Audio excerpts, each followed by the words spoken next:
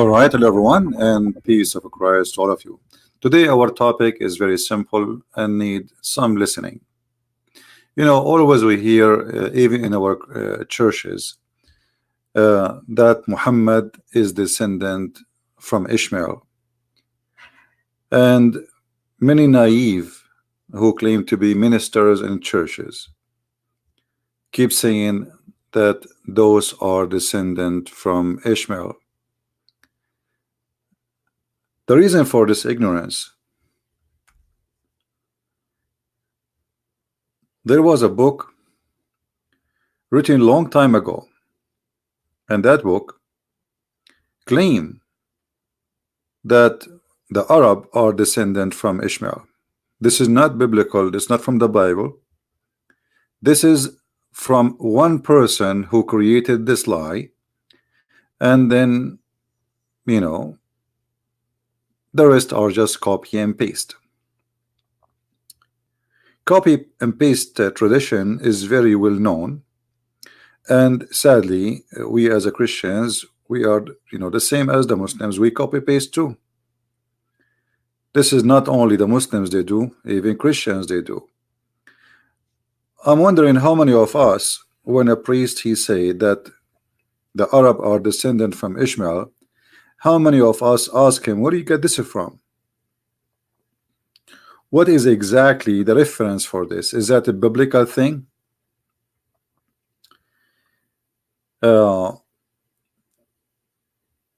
This is all goes to the 10th century, when one person he wrote a book, and then the rest just carry on. However, the word Arab, it is not even a name of a nation. This is how ignorant and foolish a human being is. You see, I am an Arab, but doesn't mean that the Arab are an ethnic. When we say Arab, we mean people who live in the desert. The word Arab is coming from the Aramaic language. Aram is a person who live in hills, in the top of mountains. So the Aramaic are people of mountains. The Arab are people of the desert. You see, in the old days, the names have a reason. And today it should not be a different. I mean, we give names to identify object or even a person. So when we say someone is an American, well, American whoever carries citizenship of America, but doesn't mean that American is really an American, which means he is really from America.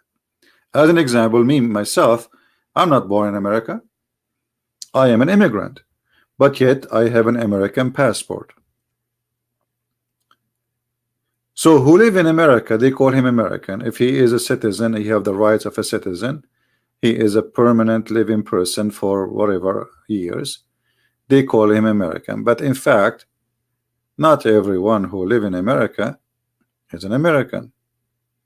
Same time, if America is a name of a land, and those who live in it are given the name from it, so how come we don't look at what happened to Arabia? Arabia is a desert. This is Arabia, the desert. So the Aramaic, there are people who being given the name from Aram, their grandfather supposedly, and Aram is a person who live in a highland, so he is a person who is a highland living person. Let us say the name is sweet where he live. The name fit with where he live. Whoever live in the desert, they call him Arab. It doesn't matter who is he. It doesn't matter even what language he speak. And then we go to what is called Arabic. Arabic is not a language by itself. Arabic is born of many languages. This is why if we go and open the Quran right now, we will see Muhammad, he have no choice except using hundreds of words which have nothing to do with the local language, which is, let us say, if we can say this is language, then we have to use we have to come with an idea where this language is independent. But you will see that the Arab or what we call Arabic language, is a collection of Ethiopian words, Aramaic words, Hebrew words, and Persian words, etc. So this language was, let us say, many languages, and those many languages then merged together, and then they made a new language. But the fact, it is not really new. It's just using the old, and as everywhere, the local, they have their own dialect. If you notice, when Muhammad, he was speaking about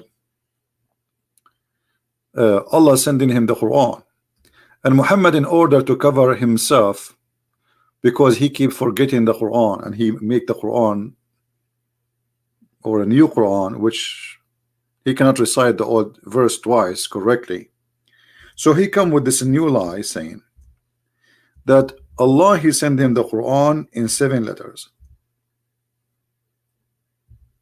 Seven letters. If you ask a Muslim or Muhammad, and he will say to you, the 7 letters are 7 dialect. 7 dialect. And you will notice here that Muhammad, he used the number 7.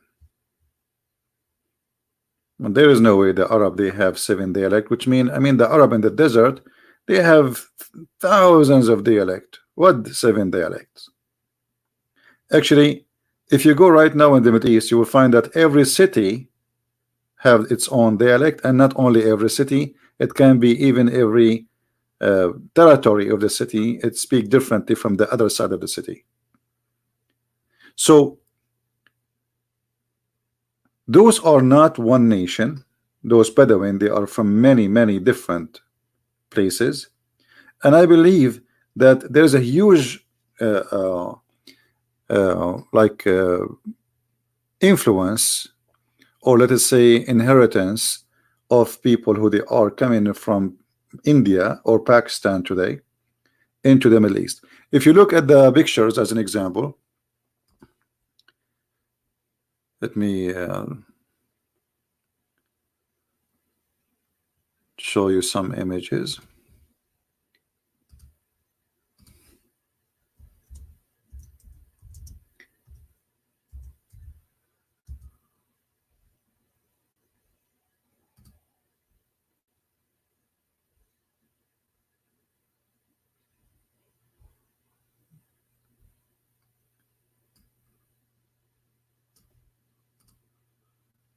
This is the Prince of Qatar today, the one who is ruling Qatar. If I say to you, this guy from Pakistan, you will believe me, right? If I say to you he is a Pakistani, none of you will object. Is that correct? None of you will say no, it can't be. Actually, he look 100% Pakistani. This is his father.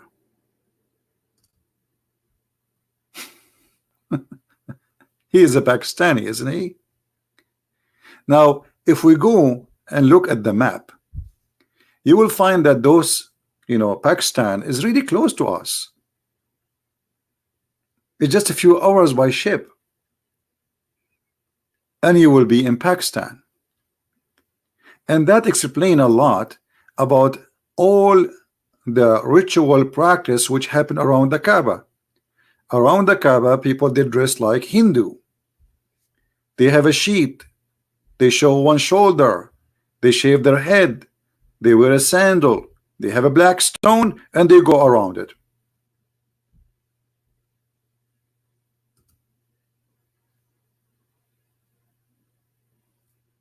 You understand me?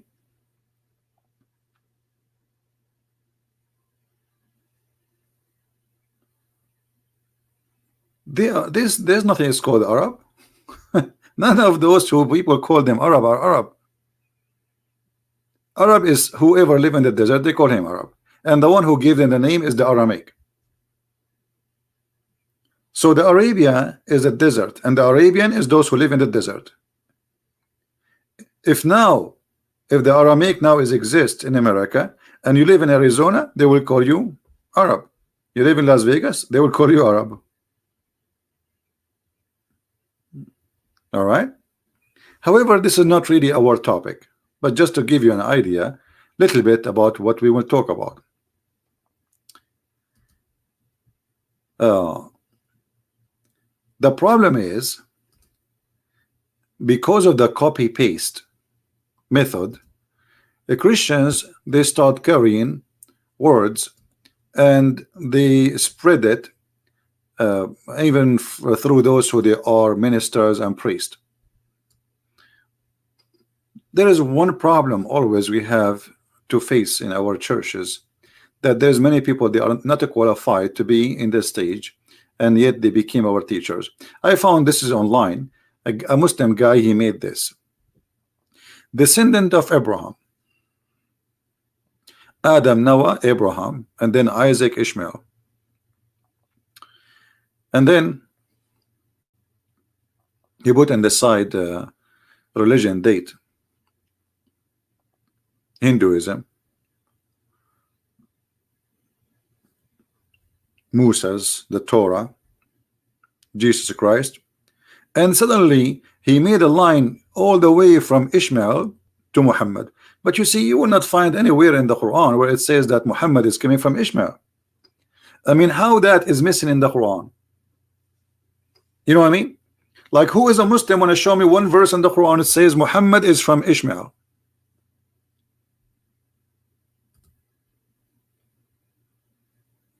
Any Muslim?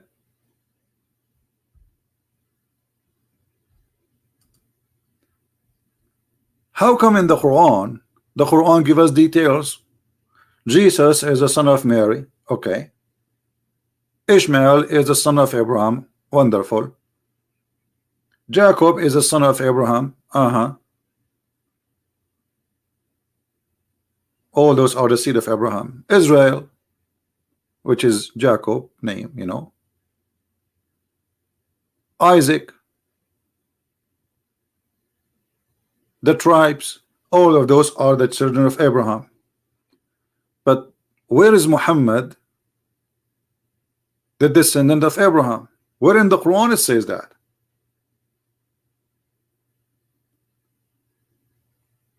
And here we need to ask ourselves a very simple question. If the Quran, the book of Muhammad itself, never says so, so how the Muslims, they come to this idea that Muhammad is from Abraham? Any Muslim can tell me? This is the Quran in front of me. Who is a Muslim want to show me where a verse that says that Muhammad is from the children of Abraham, or he is from Ishmael?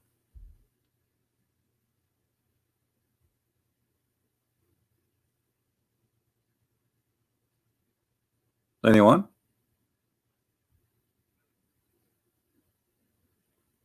You see, even the Quran mentioned to us details.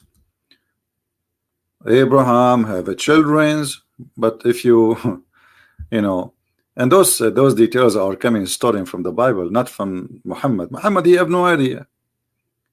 You see, Muhammad, you do not know what Ibrahim mean. And by the way, there's nothing that's called Ibrahim. Muhammad was so confused.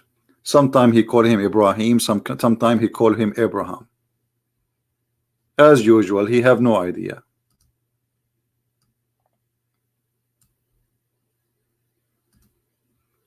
And now in the Arabic Quran, in all print, they took all the words which was coming as Abraham and they make it Ibrahim. So now there's no one verse is saying Abraham and the other one saying Ibrahim. Now they made all the verses Ibrahim. But those who they are Muslim and they have you know, let us say knowledge, they knew that the Quran, in the original Quran, there was Abraham and there was Ibrahim. And if there is a Muslim would like to call me to prove it, I can, no problem, you know. Well, what we need is somebody who speak Arabic, and we will show you. So the Quran speak about Abraham, but he do not know who is Abraham. And how we know that Quran does not know who is Abraham? The Quran claimed that the guy, his name is Ibrahim, his father, his name is Azar.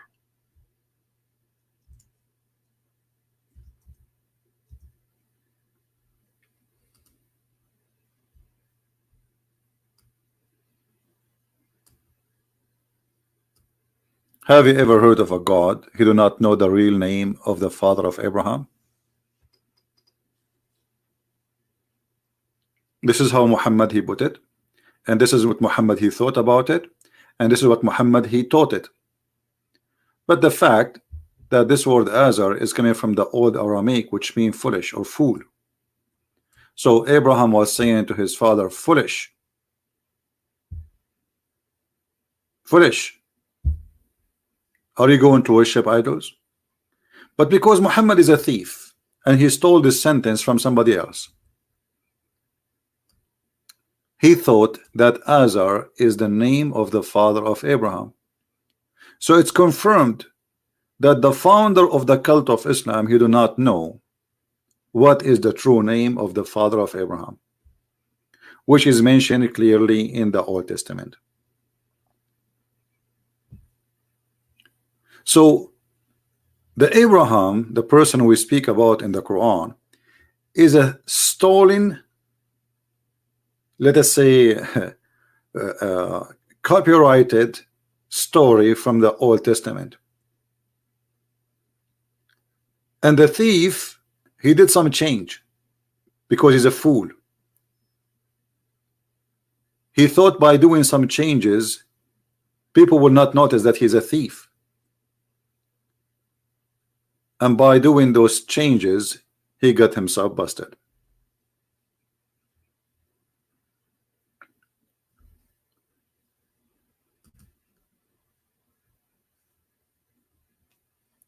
Anyone who is a Christian and he say to you that the Arab is from Ishmael, tell him, show us the verses in the Bible, please, where it says so. Can we do that?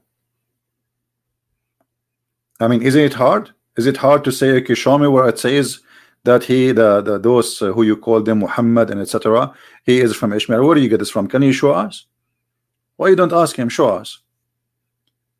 There's a few verses in the Bible speaking about Ishmael and his children, and none of them saying what they are saying. Not even one.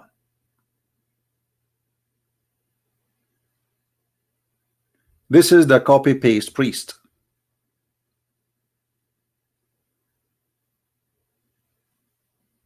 This is the copy-paste priest. He's a fake priest. Or let us say he's lazy.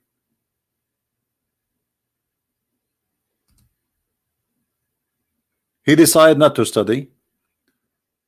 He decided not to learn. He decided not to ask questions. He decided not to know. Because if somebody says to me, well, Ishmael is the father of the Arab, shouldn't I check first who are they, the Arab, and then see if really this is true? As the Bible says, all those who they are from Ishmael, including Ishmael, they live in what is called the territory of Gaza today, the Delta and Gaza, between Egypt and Israel. This is where he lived. And that's very normal, makes sense. Why? Because his mother is Hajar and she is Egyptian. Secondly, if you look at the names of the children of Ishmael, you will not find a single one is an Arabic name. To make it simple for you, I mean, why in the world I will not carry the name of my grandfather? Even now today I speak different language. I will make it simple for you. How many of you, their names today is John, but yet you are not a Jewish? I mean, you are not descendant from Israel. How many their names is Israel, but they are not descendant from Israel? How many their names is Ishmael? So why in the world the descendant of Ishmael, they stop using the names of their fathers? So if the Arab belong to Ishmael, then we should have all the names of the children of Ishmael belong to those Arab, but we don't find them. And for those who speak Arabic, in 2 seconds he will notice that none of those names fit with the Arabic language, and they mean nothing in Arabic. So the question will be, What language Ishmael he used to name his children? You know what I mean?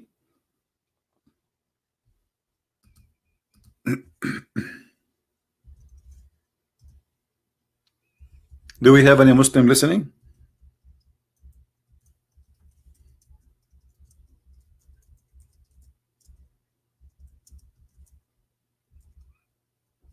Any Muslim would like to call us?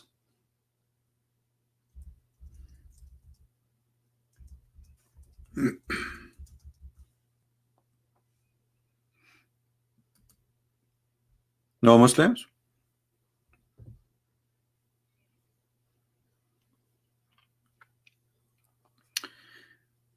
And you know, many people they counter any name of any nation or any group who live in the Arab desert. They call them all Arab. So there is ancient nations who live in the Middle East. Let us open the map.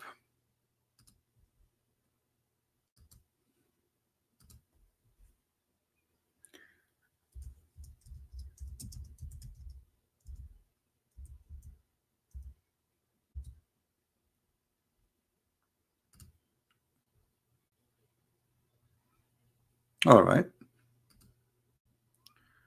This is the map.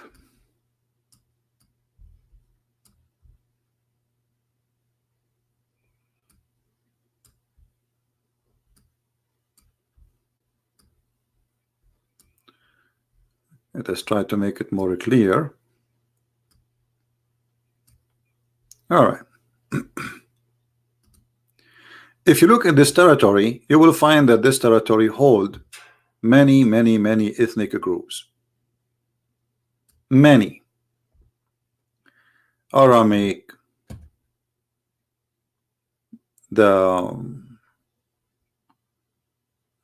what they called Al-Kana'aniyin, which those who live in Gaza today, the Nabatean who live in the desert of Jordan. I mean, many groups, but those are not connected. They have nothing to do with each other. They are not from one nation. They don't speak one language. They don't even have the same look. They don't even have the same face.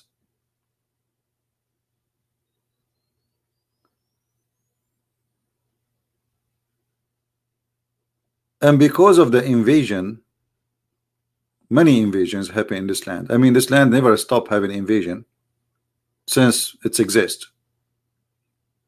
Before Alexander the Great and after Alexander the Great, nothing changed. So you will find that the look of those people are very between them. Some they have blue eyes, some they have green eyes, some they have dark skin. When we say dark, does not mean black, but darker. Some they have big nose, some they have tiny nose, some they have, you know, I mean, like if you go right now in Turkey, the Turkish are coming from the Mongolian, and the Mongolian, all of us, we knew that they are Asian. But Turkey, after they occupy the empire, the East Empire of the Roman Empire, the Constantinia, they rape all the blonde women who they are there, and now Turkish people, they don't look like Mongolian at all. They look like almost European, and actually there's a lot of them, they are totally blonde.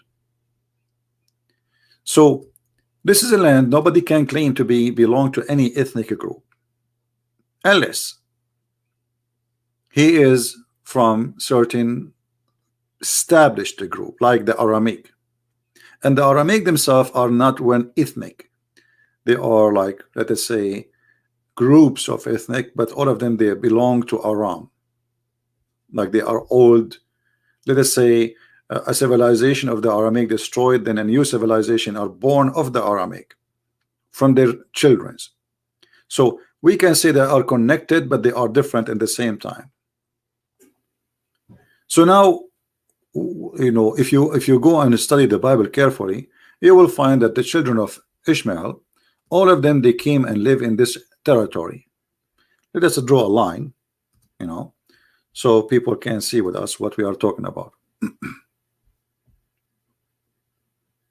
We can say, generally speaking, that they live in this area.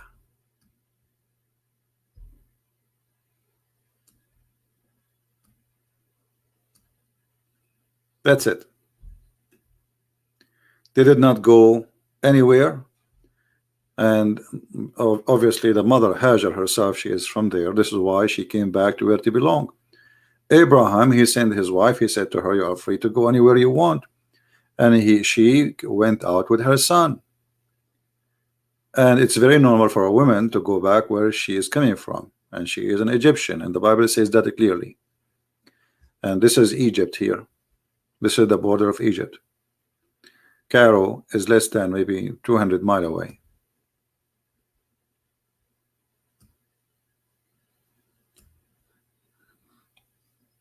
People who live in the desert here are called Arab for a very simple reason, because the word Arab means desert.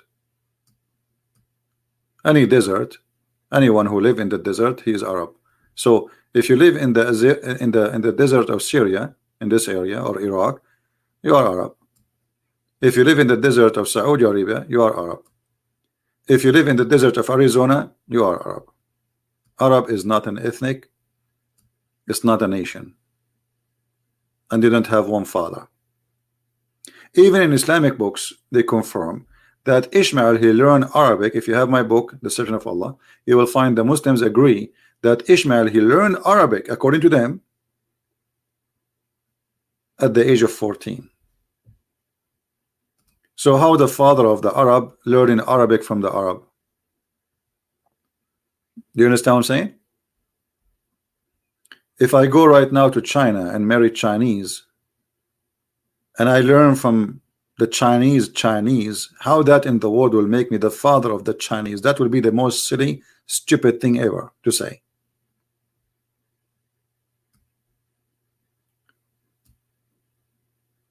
Always the son belonged to his father. So if Ishmael is from Abraham,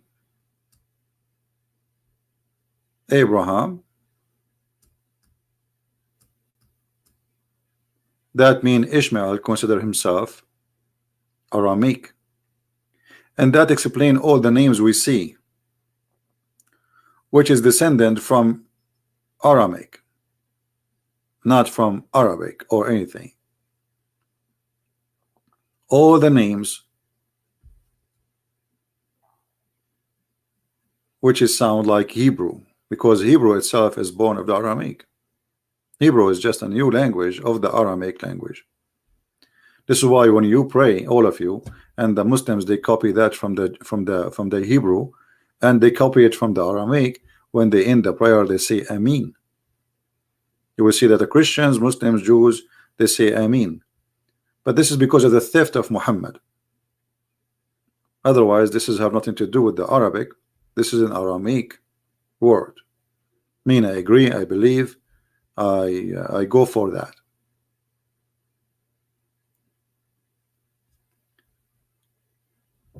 Additional to all of this, not only the Arab, they are not one nation, and there's nothing is called Arab as a nation. And Ishmael, his children have nothing to do with the Arab. Remember that Moses in the Bible, he did marry a Bedouin woman. Moses, I never heard of priest saying that Moses is the father of the Arab. I mean, let us say for the sake of argument, somebody will say that Ishmael, he married an Arabian woman. Okay, well, Moses married an Arabian woman, desert woman. We told you that the word Arabian mean desert, Bedouin. This is what Arabian mean, a Bedouin person. You see, if you go to the Quran, if you go to the yellow pages of Muhammad, you will find the following. The Quran called the Bedouin Arab.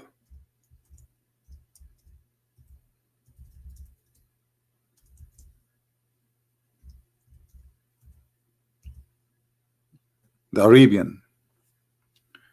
All those verses are mentioning the word Arab. What does that mean?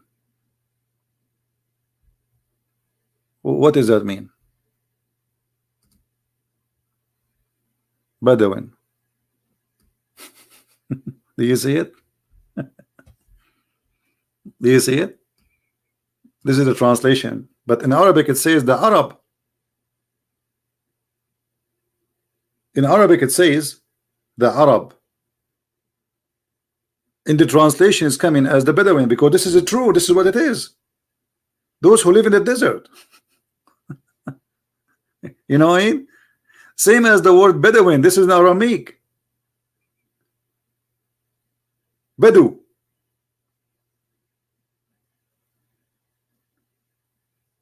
Everything you see in front of you is born of the Aramaic. Even this language here in front of us, with the letters, with the way it is written, this is Aramaic.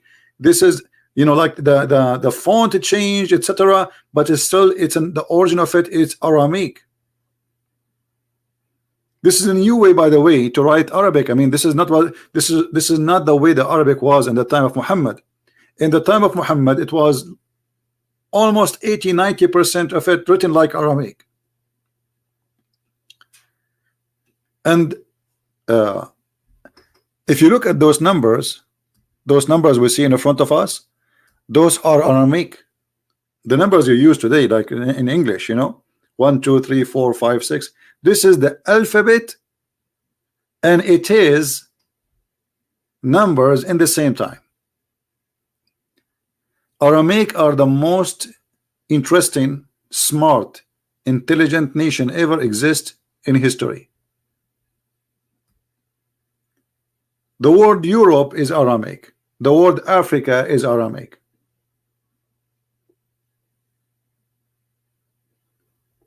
All the numbers you see, you use today in English, those are coming from the alphabet of the Aramaic. The Aramaic alphabet is numbers.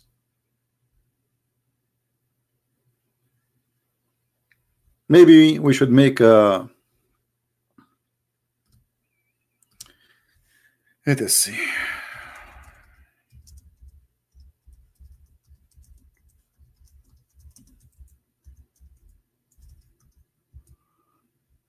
Maybe we can find something to help.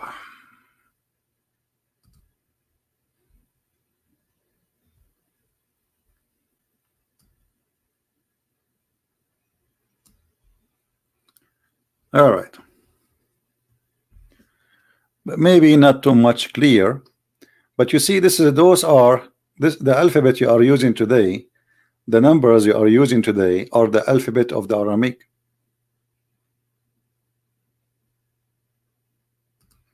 And the look it change by time. The look change. Like number 1 is Aleph, A. This is number 1. You know?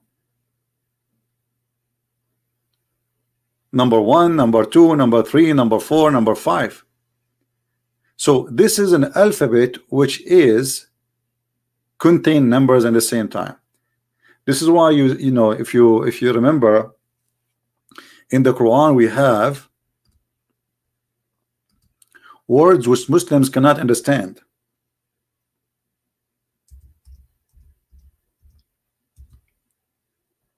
Kahayas, chapter 19, verse number 1. If you ask Muslims what this is mean, kaf, ha, ya, ain, sad. In fact, it doesn't say that in the Quran. It doesn't say kaf, ha, ya. That's silly. It's one word, as you see here. It is just one word. Kahayas. What does that mean? They don't know. Allah knows best. And they start guessing. Everyone give you his own guessing. Kahayas simply is collection of Aramaic numbers, which is alphabet, which is equal to numbers, which will give you a sentence. I mentioned to you before that Kahayas is a biblical sentence.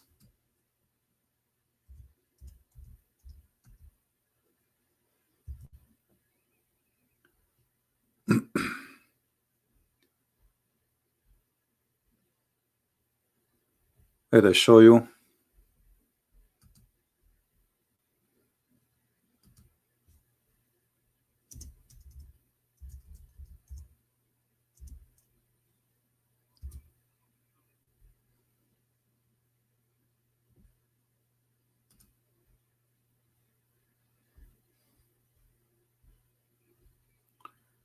All right.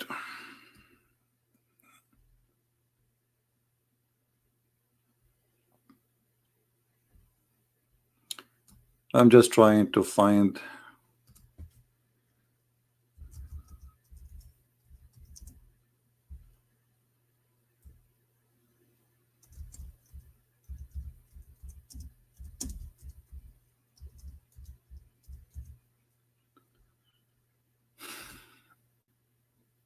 Here we go. We found something to help.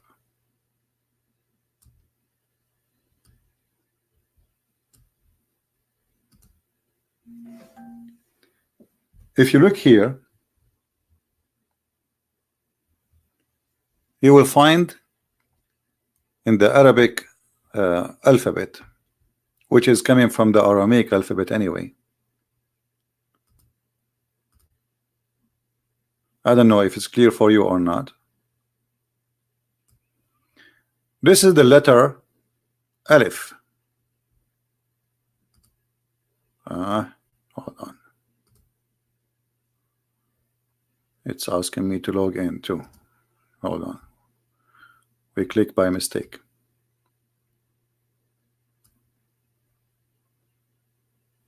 Let me take a snapshot, so because each time I click in it, it's asking me to go and log in. It's an image in Google, you know. All right, take selfie.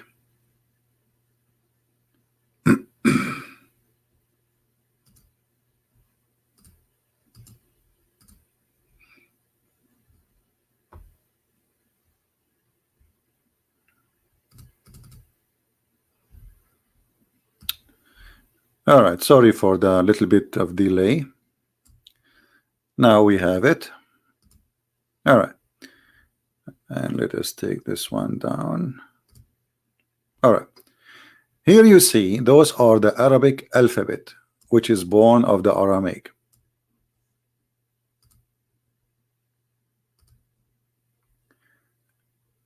Letter A is equal to 1, letter B equal to 2, etc. So like you go by the alphabet, and you will notice with me that this is how to explain to you how this thing work, because maybe some of you will be confused why the letter here is equal to 1000. What does that mean? So from the letter 1 to the letter 10, yeah, the numbers are equal to its position by order. So letter A is equal to 1, letter B is equal to 2, letter J is equal to 3, etc. And then the last letter in the number 10, the letter number 10, yeah, is equal to 10. Then right that after that, the letter number 11 will be double of the previous number before it. So letter number K or K is equal to 20, which means we add just 10 to every number to follow. So now L is equal to 30, M is equal to 40, etc. until we arrive to the letter number 20. And then the number will be double to the previous. You know what I mean? So this is the letter here. You will notice here right away it says 100. Qa is equal to 100. Letter after it is equal to 200. Letter after it is equal to 300, etc. until we arrive to 1000. Okay, what does that mean exactly? If we go back to Kahayas, we can take those numbers and we will see what they are equal for. As you see here, Ka is equal to 20. Let us make a different color. This is letter K equal to 20. Now, where is the letter H? Letter H is number 5. Where is the letter Ya? Is equal to 10. Where is the letter A?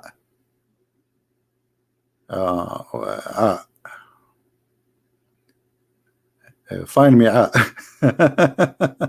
I forgot how. Here we go. Is equal to 70. And then the last letter is Sod or Sa. All right, and this is Sa. So if we calculate those letters together, the total will be a number which is equal to the sentence, which is saying, actually let us show it to you in the screen so you can understand it better. I will put the letters next to each other. Give me a second.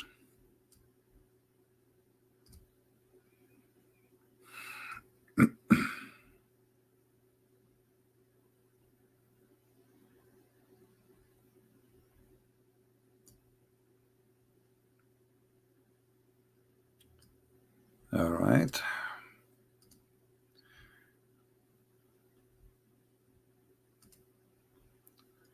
This is the word kahayas. Equal, K is equal to 20, Ha is equal to 5, 10 is equal to 10. Sorry, Ya is equal to 10, A is equal to 70, and then Sa is equal to 90. Total is 195. The word the Messiah by letters is equal 1 plus 30 plus 40 plus 60 plus 10 plus 8. And every number is equal to what? To the alphabet, to the letters. This is the word al-Masih, equal to 149. Kahayas is equal to 195. The word Ilahi, which means my God, is equal to 1 plus 30 plus 5 plus 10, 46. Kahayas mean al-Masihu Ilahi, which means the Messiah is my God, 195.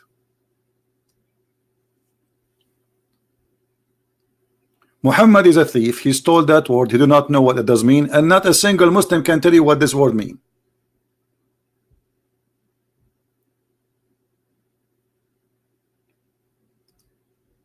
Because simply it is not a word. It's a coding. The Aramaic, they used to use coding, especially after Christianity spread between them. So the Roman, they start discriminating. Anyone who follow Christianity will be killed. So if somebody want to say to somebody, the Messiah is my God, he will say Kahayas. The Roman, if he speak Aramaic, still he will not know what he's saying. What does that mean? If somebody wrote a letter to somebody, he will not be able to read it, because what does it mean? It means nothing. Which language is that?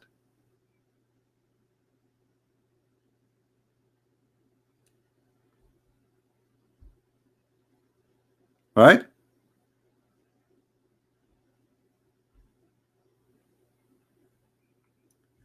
And there is something very important we need to remember about this Kahayas. Where we find the word Kahayas, anyone remember? Just to show you that this is about the Messiah. It's very clear. If we go to Kahayas, you will find that this is in the chapter of Mary.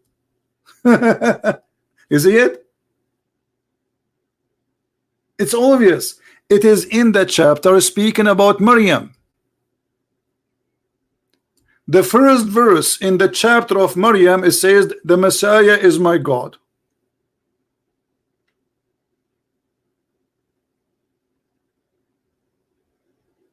Do you see it? No, the Muslim do not know what the Messiah mean. You know, you see, this guy, Mr. Justice, he says the Muslim know that the Messiah is the anointed one. Show me where your prophet says that. Show me where the Quran says that. You are getting this from the Bible, from the Christians?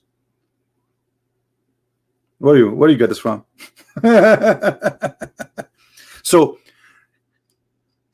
a clear evidence. And then, actually everything in front of us is making it clear that This is about the religion of the Jews, and this is about the belief of the Jews, and this is about the God of the Jews. I told you 1,000,000 times that the names in the Quran, all of it belong to the God of the Jews. When a Muslim he say Ishmael, do a Muslim knows who is a Muslim when I tell us what Ishmael mean? Didn't know.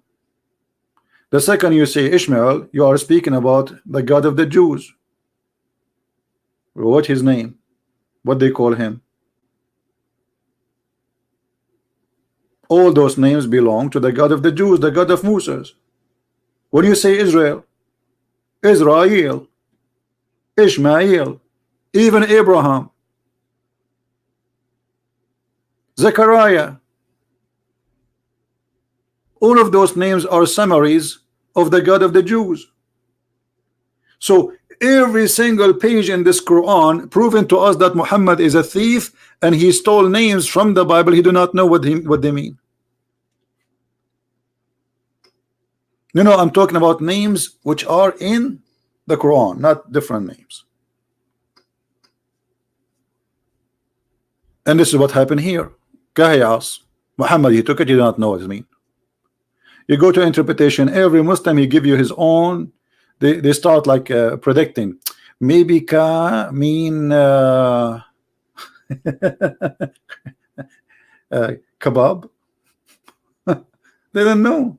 They have no idea.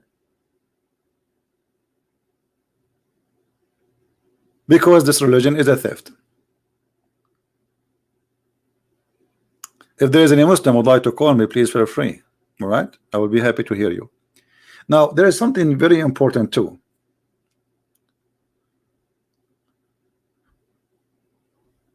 Do you know what Jesus said even to the Jews who they are real descendant from Abraham? Anyone remember?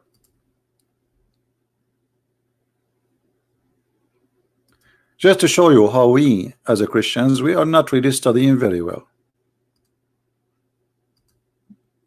We are not giving our book the time which deserve to learn from it. If we go in the Bible, let us see. Give me a second, please.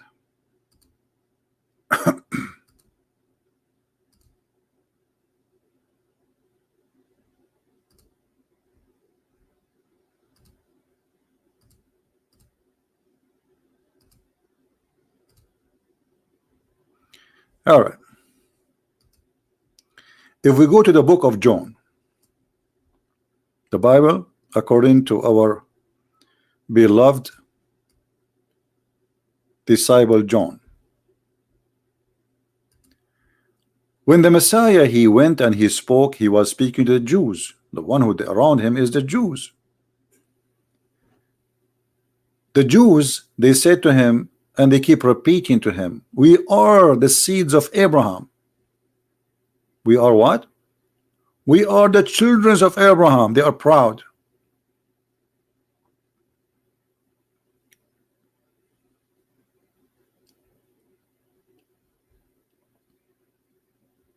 And those are the real seeds of Abraham, not like Muhammad, who have nothing to do with Abraham, not even close.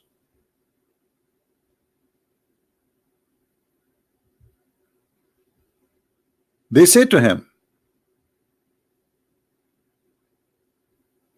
are you greater than our father Abraham, who died, and the prophets who have died? Because the Messiah, he said, whoever keeps my words shall never see death. So they were wondering how that can be. what this person is talking about. Are you greater than our father Abraham?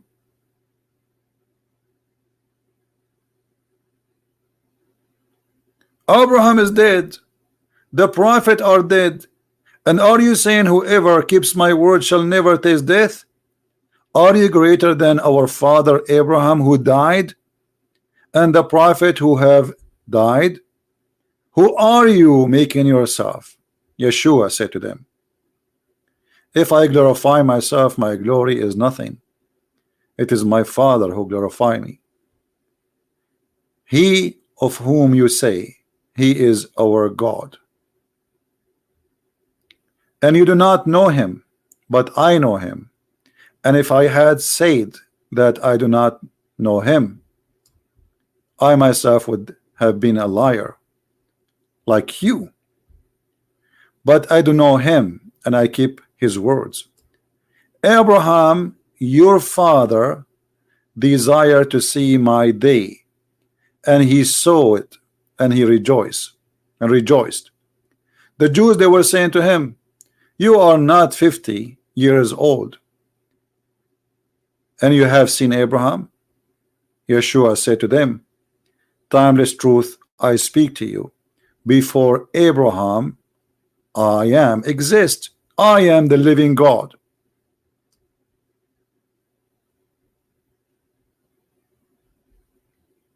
So when somebody says Abrahamic, what does that mean? Based on this verse we just saw, we saw in the front of our eyes. Anyone understand what I'm trying to say to you? When somebody says I am Abrahamic,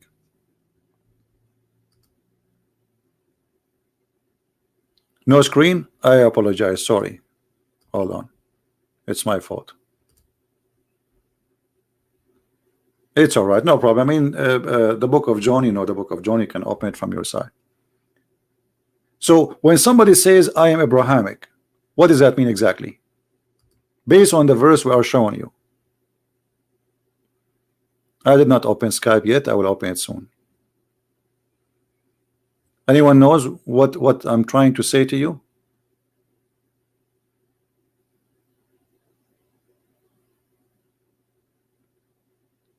What Abrahamic should mean? The blood of Abraham? Maybe. Actually, it's more than that. Look, read carefully with me. Read carefully.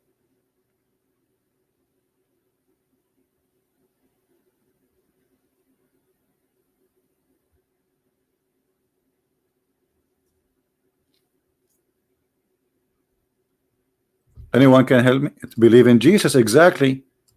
To be Abrahamic is to be as Abraham. He rejoiced when he saw the day of Jesus.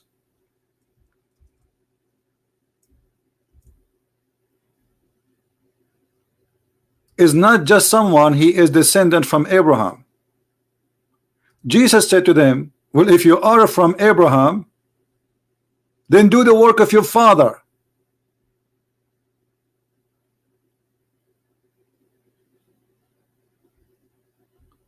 The answer, they said to him, Abraham is our father. Yeshua, he said to them, if you were children of Abraham, you would have been doing the work of Abraham. And what Abraham he did? He rejoiced by seeing Jesus. Do you understand?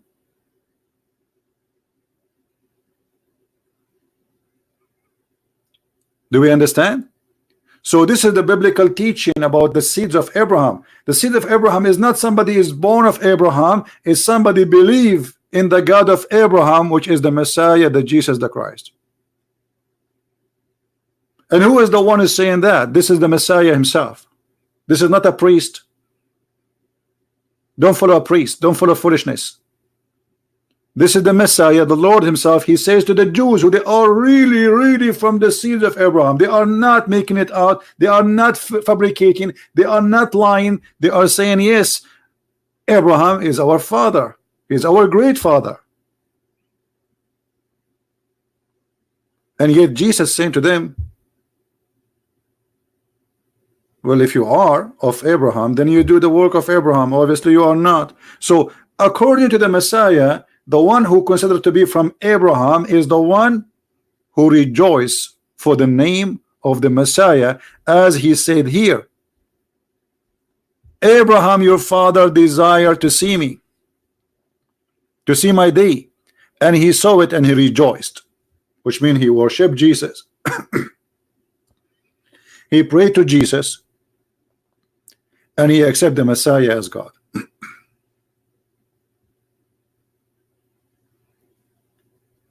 Do you see it?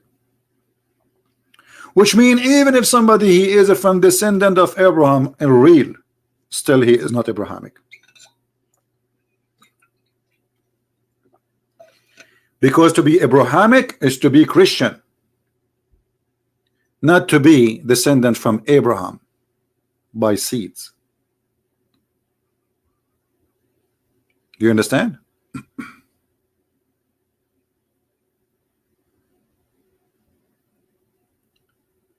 And if the Messiah himself did not accept the Jews to be calling himself Abrahamic, I mean, who else can claim to be Abrahamic? And from this we understand that Abraham was a Christian. Correct? Abraham, he is a Christian. He is not Abrahamic. He is just a Christian like us. What Abrahamic mean? Following, believing in the same God of Abraham. Well, this is the God of Abraham, the Messiah. Abraham, your father, he desired to see my day. And when he saw it, and we know the Old Testament speak about God, the Lord, he came to Abraham as a man in the flesh. And the Muslim, they say to you, where in the Old Testament it says that God became as a man. And you will see here the Messiah said, before Abraham would exist, I am the living God. And yet they say to you, where Jesus says, I'm God.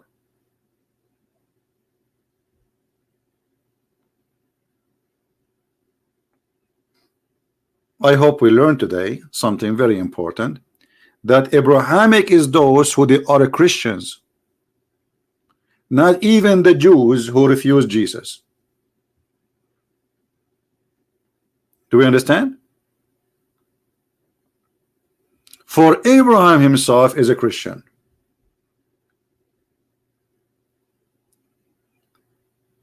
And to be Abrahamic is to do the work of your father Abraham, not to be Abrahamic by name, not to be Christian by name. This is why the Lord, he said, many they will say to me, Lord, Lord. And then he will say to them, depart from me, I do not know you. Go away. Who are you? Not everyone says to me, Lord, Lord, will enter the kingdom of my Father, but the one who do his will. So you call yourself Abrahamic, you call yourself a Christian, you call yourself worshiping the true God, call yourself whatever you want. From their fruits, you will know them.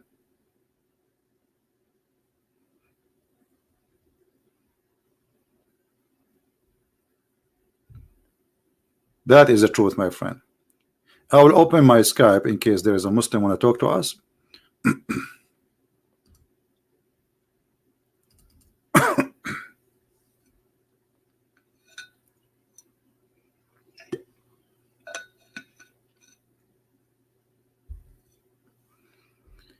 All right, we are logging in.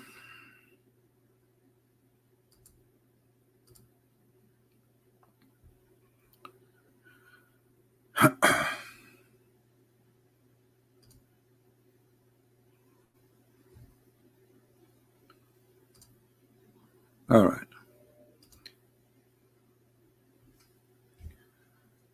Call me, please. The Muslim who said he want to talk. I just send you a text message.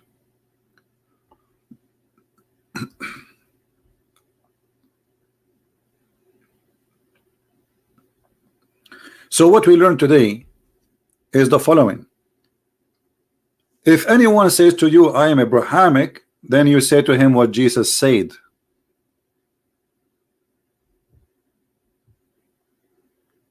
You answer him as Jesus said. Look what Jesus said to them. I know you are the seed of Abraham, but you seek to kill me because you cannot comprehend my words.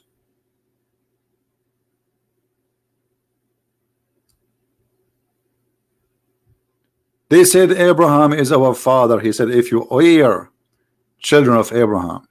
But he just said to them, you are children of Abraham. I know.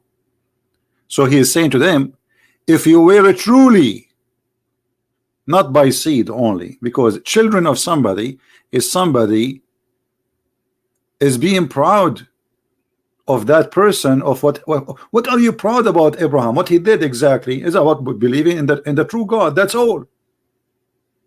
This is the only thing you can be proud about Abraham.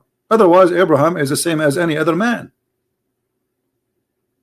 So if you were of the children of Abraham, then you do the work of Abraham. Did Muhammad do the work of Abraham? Did Muhammad teach the teaching of Abraham? Let's see this Muhammadan, what he want to say to us.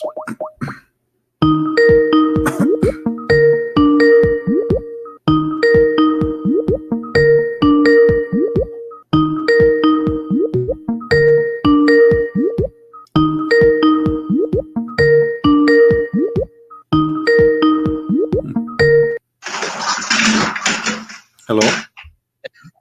Yeah. Yes, my friend, you are live on here. What do you want to say to us?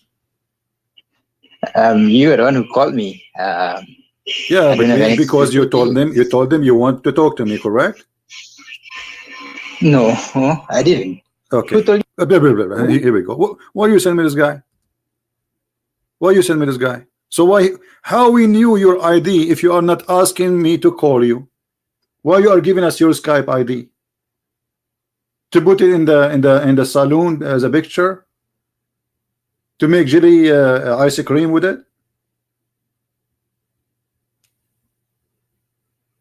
So you are posting your ID for us in Skype to call you, or to just to say hello? What is that? What a drama.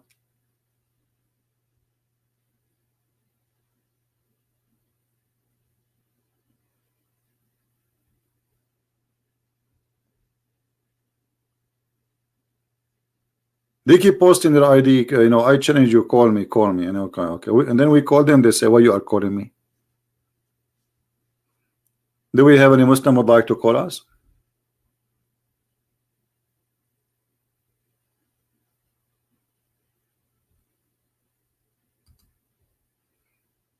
Anyone?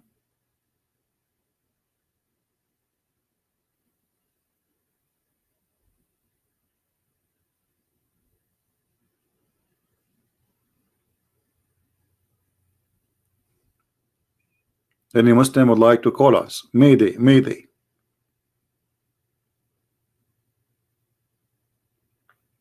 Any Muhammadan? No problem. So let us make it clear that the Bible is more than just a book. You see, the Messiah, he said, you want to kill me because you cannot comprehend my words. Correct? I know you are the seed of Abraham, but you seek to kill me because you cannot comprehend my word. So anyone who cannot comprehend, and obviously they don't want to comprehend because they don't want to comprehend. It's not because Jesus making it complicated. They don't want. They play arrogant. They play the ignorant. They knew he is saying that he is God. He knew that he is coming God in the flesh. He is saying that clearly, and this is why they put him in the cross. So when Muhammad he denied the Messiah to be divine, he is not Abrahamic.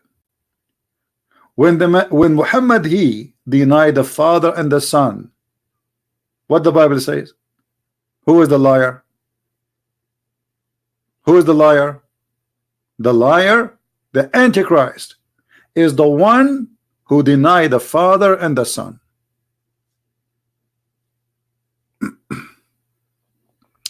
Mr. Light, please don't use those language in Arabic. There's no need for Ibn Jazma, and what does that mean? I mean, come on.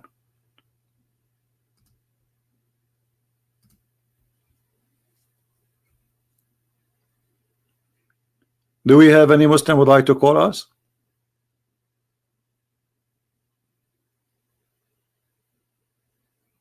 Don't use a bad language, and don't, be mature. Don't speak like Muslims. I will block you.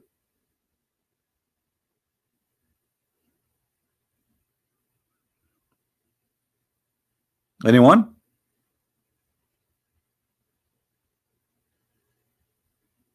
Who is a Muslim? He is proud about his religion. You see, the Muslim, they keep saying to us, we are people who believe in one God. Okay, who's your God?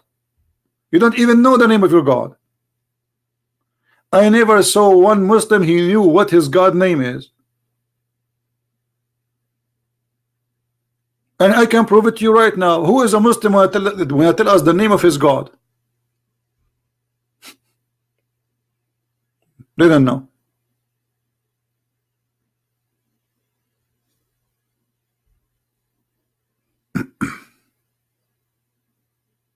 They don't know what Abraham mean. They don't know what Ishmael mean. They don't know what Israel mean.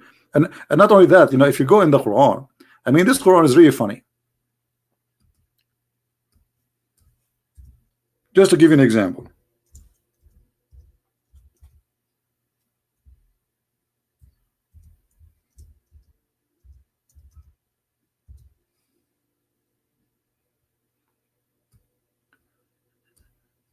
In chapter 6, verse number 84. This is a hilarious book. And we gave him who? Abraham. Okay, we gave him who? We gave him Isaac and Jacob. Okay, where is Ishmael?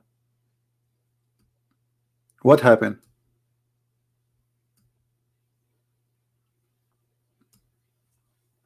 What happened?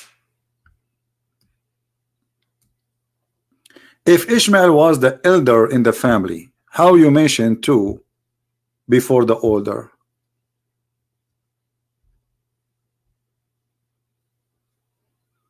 You know what I mean? And then look at this mixing.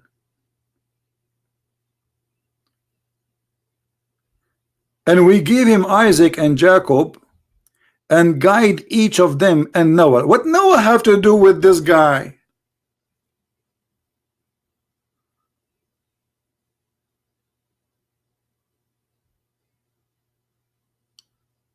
How Noah story jump in this verse? We are talking about Isaac and Jacob and Abraham, and Noah we guided before, and then he go all the way back, and then suddenly he go to the middle, and from his offspring David. What? Why you put Noah here? And Solomon and Job and Joseph and Moses and Aaron, and then he go and he jump and Zechariah and John and Isa, not Jesus, and Elias. Do you know who's Elias? Any Muslim can tell us who is this guy Elias? Who is Elias? Just to show you the theft. Any Muslim can tell us who is Mr. Elias? Didn't know. They stole names. And then suddenly he go back to Ishmael. Like, but now you remember Ishmael? You remember Zechariah and John and Jesus and Elias and Ishmael? What Ishmael is doing here?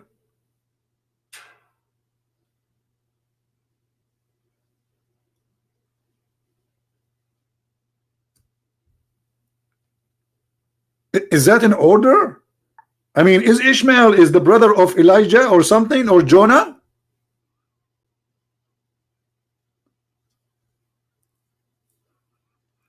What is this? Shish kebab, hummus. I remember when like we were young kids, we went, to the guy who make hummus, and a fly fell in the hummus. Fly. My cousin, he saw the fly. He told him, the fly, there's a fly here. The guy, he keep moving the thing to smash the hummus, and he says, where it is? It's gone in the hummus. He smashed it inside the food. And this is what the Muhammadi do. He put Ishmael in the hummus. And now you have to find Ishmael. And where we can find Ishmael, we find him after counting Noah, David, Solomon, Job, Joseph, Moses, Aaron, Zechariah, John, Jesus, Elias, and then Ishmael, Elisha, Jonah. I mean, what is that? Lut.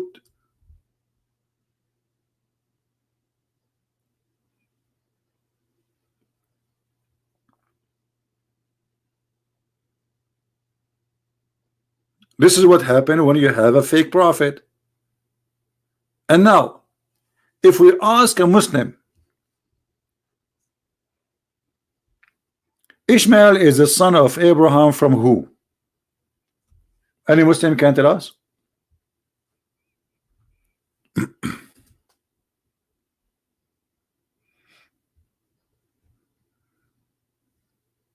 Anyone? How we will know Ishmael? How Abraham he got Ishmael? Where we can find the story about Ishmael in the Quran? The Quran have time to tell us about the ants speaking to the ants,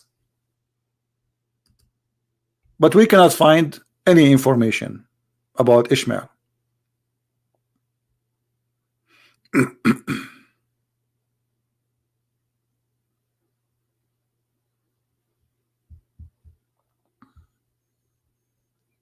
Any Muslim can tell us where we can find?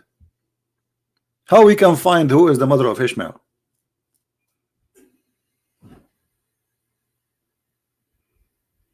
Anyone?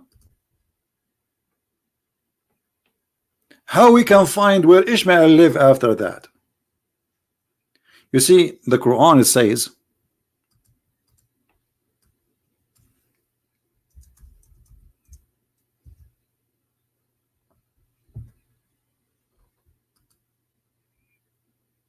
and remember when we made the house a place of reward for mankind and sanctuary, take the venue of a prayer from Abraham's station. Okay, Muslims, how we will find where Abraham's station is located, where it is? Here we go. We have the Quran in front of us. How we will know what is this station? Is that the house he built in Israel, or this is the house which you Muslims go around? How we will know what house? Do you know that all the cities in Israel today, which is called Beit, this is what the word here in Arabic here it says Beit. This is Aramaic. Beit. See, I told you Arabic is not Arabic. There's nothing it's called Arabic. Beit. Beit is mean house. Bethlehem. The house of a bread. Yeah. I mean, there is tons of Beit. If you go and search right now, if you search right now in Israel about how many towns their names start with Beit, which means every one of those they have a temple. Beit. So Abraham, he built a Beit. Where is this Beit is located? Any Muslim can help us? The Muslim, they say to us, it is the Kaaba. But hold on, look at this. Make this a secure town.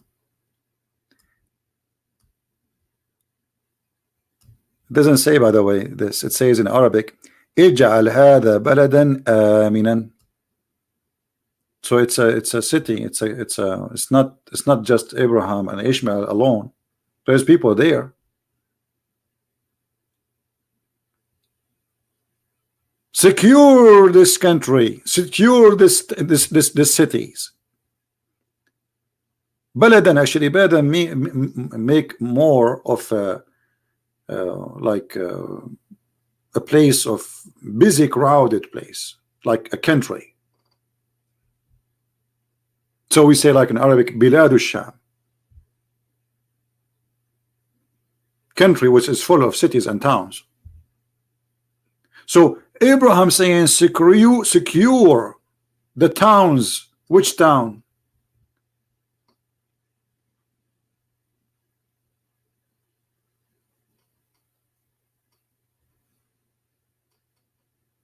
Which city? If we search in the Quran, we will find the following. There's mention in the Quran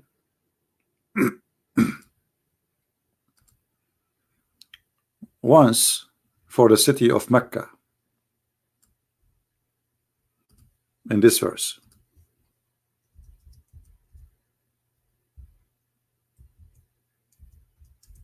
Okay, where we can find the city? You see here, you notice that the temple which is in the house, or let's say the temple which is in Mecca, is called the sacred mosque, Al-Masjid Al-Haram. Allah did not call it Bayt in this verse. Masjid. What happened to the word Bayt? Where is the word Bayt? Where we can't find this Bayt?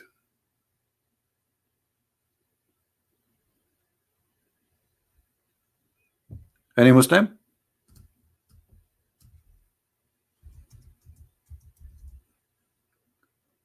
Islam is a collection of hummus.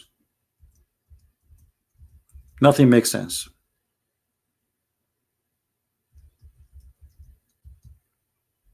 Nothing absolutely makes sense. You have to be a genius to collect the dots and make an image, because this is not a book. This is a collection of tale stories written long after Muhammad.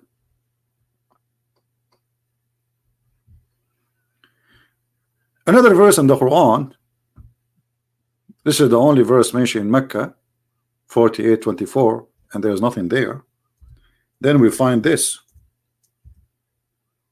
in chapter 3, verse number 96. Look at this. It says, indeed the first house to be set up for mankind is the one at Bakkah.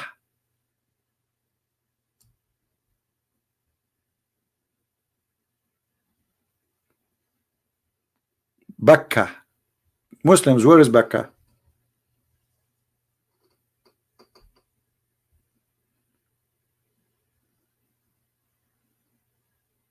Is that where the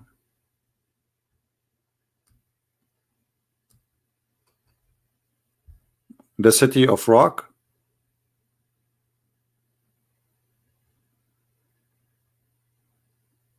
The Betra? Any Muslim can tell us what Bakkah mean?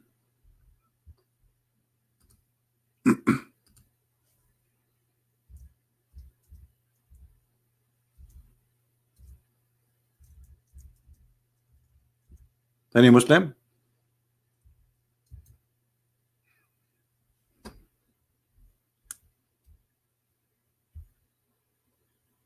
What Bakkah?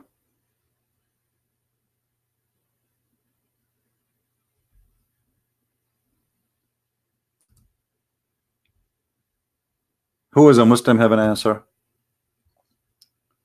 No, actually, I don't believe that this is really the Bakkah is the one in Petra, you know, but there is some they have their own theory, believe this is Bakkah. I have different theory. You see,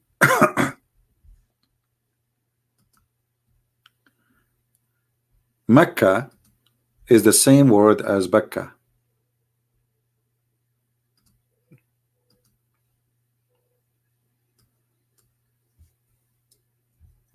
Mecca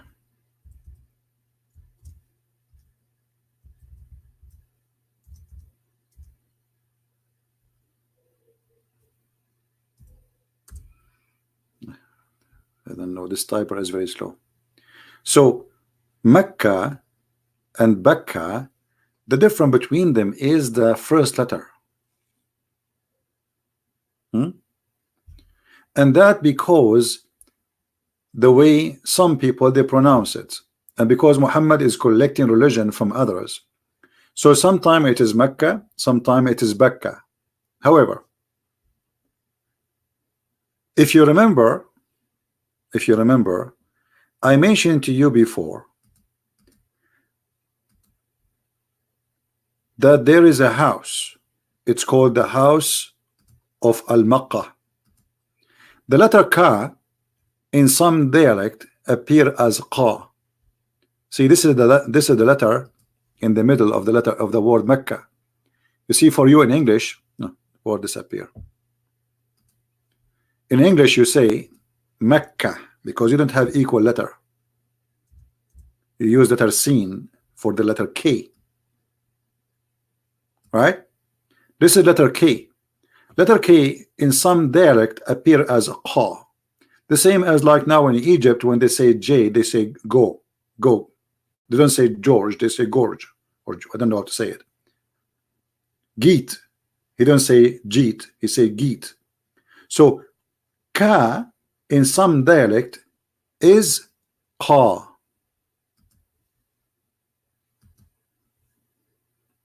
Which you don't have equal letter for it. Makkah.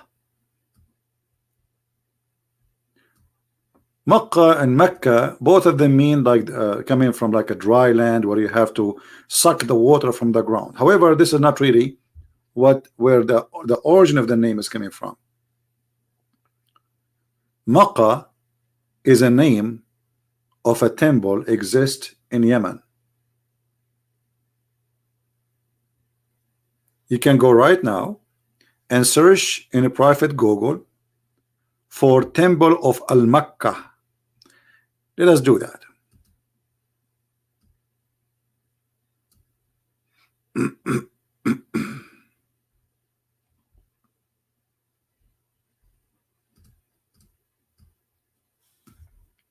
Temple of Al-Makkah.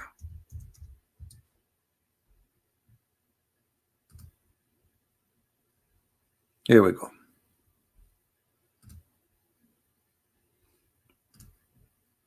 Give me a second, I will put it for you.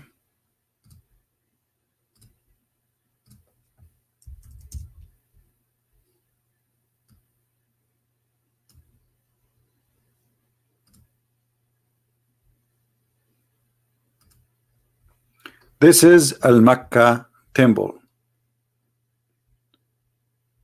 Al-Makkah. You see? Al-Makkah, I told you before that Al mean God, right? So God of Al-Makkah. Al-Makkah is the name of the temple of the moon god, which is built, it's an ancient temple, exists in Yemen. For long, people, they thought it is a temple of the sun. But then later they discover, after they were able to understand the language, which is not Arabic, and this is telling us that when they say that the people of Yemen, they are the origin of the Arab, this is a lie, because all ancient inscribed exist in Yemen. None of it is Arabic and have nothing to do in Arabic. So Al-Makkah temple is Makkah. So what Muhammad he did in the Quran, saying that the first temple was built is the temple of Al-Makkah, the first house of Allah, which is the moon god, is the house of Al-Makkah.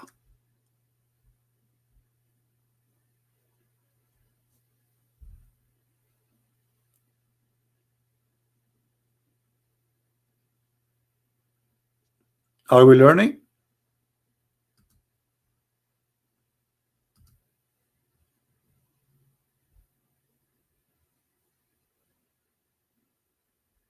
This is what the Quran is saying. And the Muslims are people who they are disconnected with the Quran. You see, the Quran have nothing to do with what they are saying. There's 90% of things Muslims today believe in is not exist in the Quran as they believe.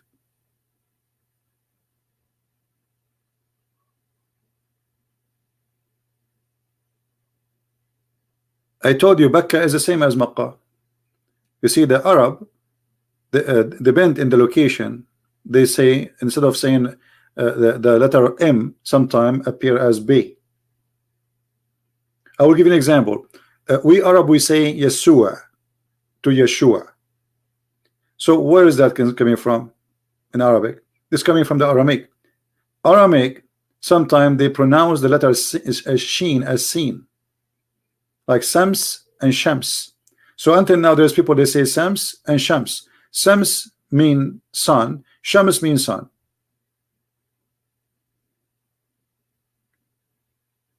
Al-Makkah is the temple of the moon god. It's not the Kaaba they have today.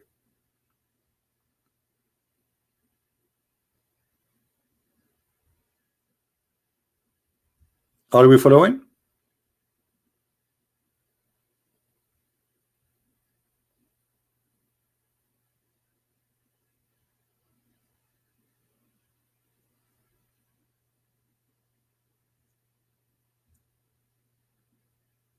This is what the Quran confirms. And this is the first house of worship built for Allah, the moon god. And this is true.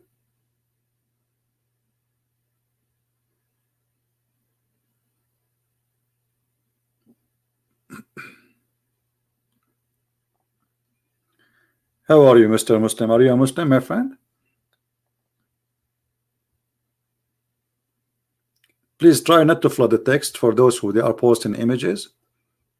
We appreciate if you post a text which is useful and not silly. Do we have any Muhammadan who would like to call us? Prove me wrong. Prove me wrong.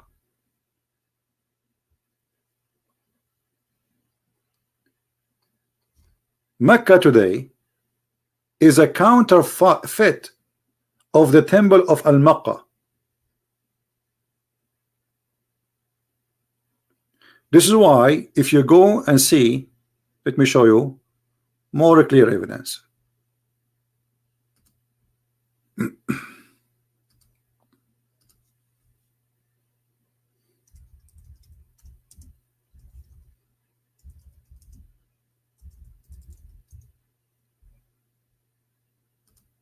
All right.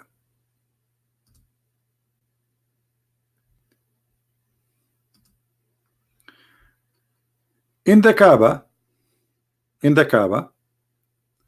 there's a corner. Let us show you. Look at this pagan cult. Look how they want to kiss it, they want to touch it. You know, this is called the Yemeni corner. The Yemen corner. Why it's called Yemen?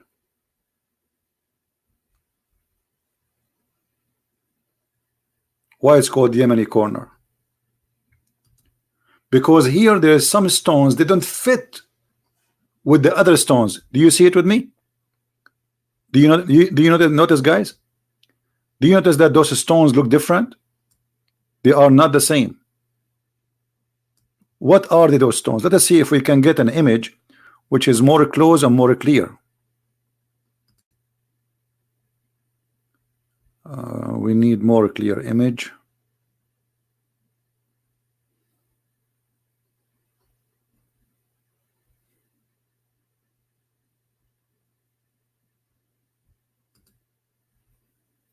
Those are stones were taken from the temple of Al-Makkah. So in order, why you want to go all the way to the temple of Al-Makkah, which is in Yemen, so you can get the blessing of the moon god? We brought you some stones from there. You touch them as if you were in the temple of Al-Makkah.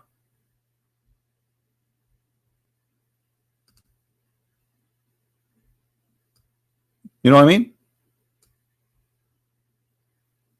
Those are holy rocks from the holy temple of Al-Makkah, the moon god.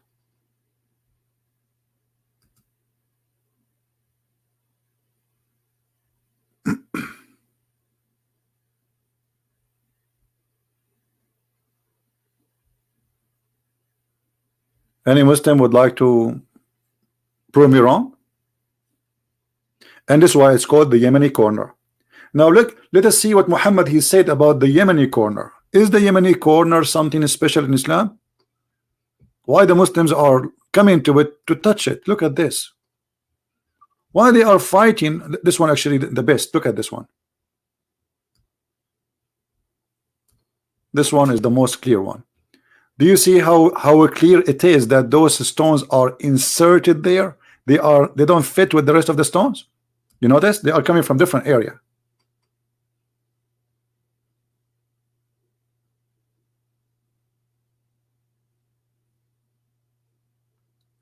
What Muhammad he said about these stones, anyone remember? No, they are not really totally black.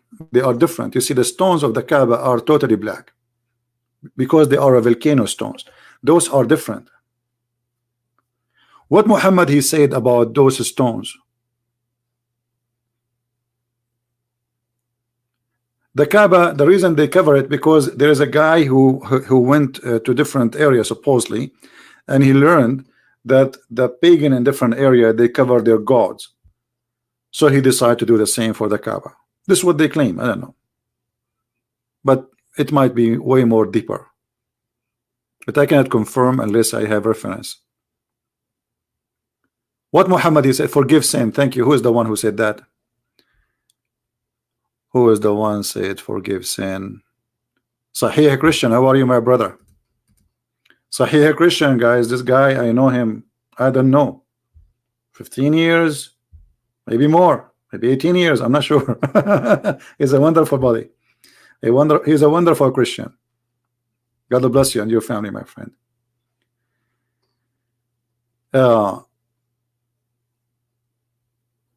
If you go in the hadith, as our brother Sahih Christian said, Muhammad claimed that the black stone and the Yemeni cornerstones, they forgive your sin.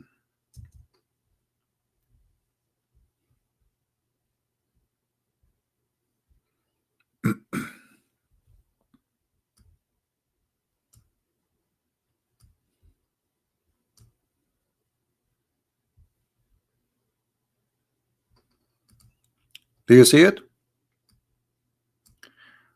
A man he said to Abu Abdul Rahman, "Oh Abu Abdul Rahman, why do I only see you touching those two corners?" Which corners? The Blackstone corner and the Yemen corner. He said, I heard the Messenger of Allah saying, touching them erases the sin. And I heard him say, whoever go around them 7 times, it's like freeing slave.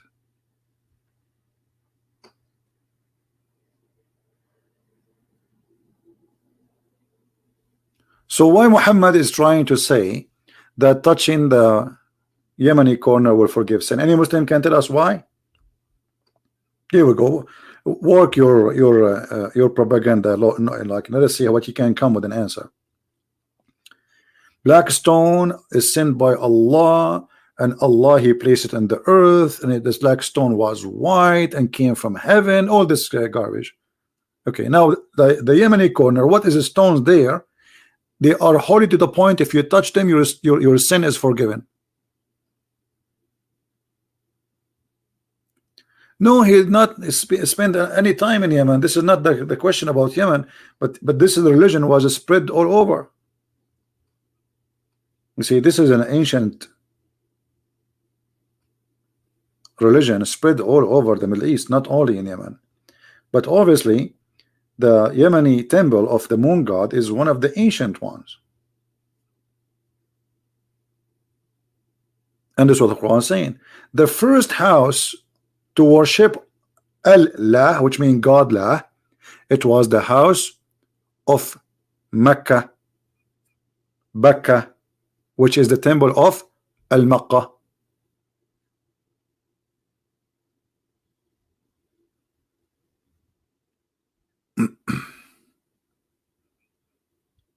Any Muslim?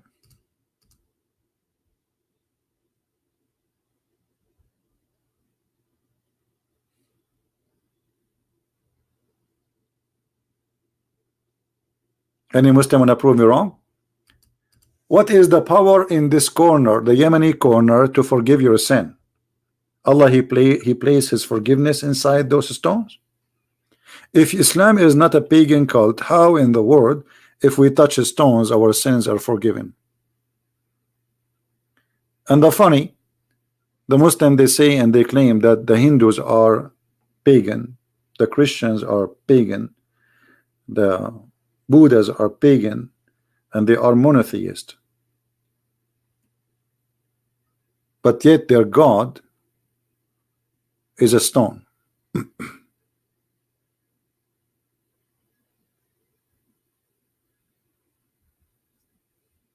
Right? We have a person saying Allah does not mean Allah. Prove me wrong. You see, you can say talk is cheap. I can prove it easy from the Quran. Correct? I do prove it every day that Allah is not one word, it's Allah. Al, the word mean God, and La is the name of their God. Prove me wrong.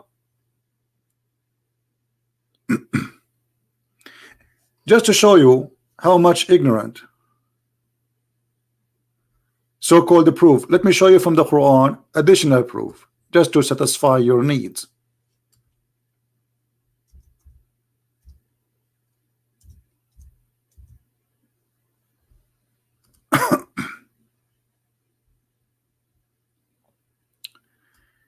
If we go in the Quran, we will find the following. And I will show you your Islamic translation.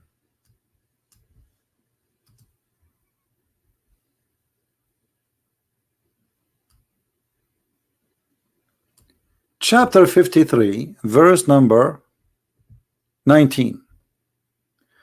Read carefully what you will see with me. Have you then considered Al-Lat and Al-Uzza? Who are they? Al-Uzza and Al-Lat. They are goddess.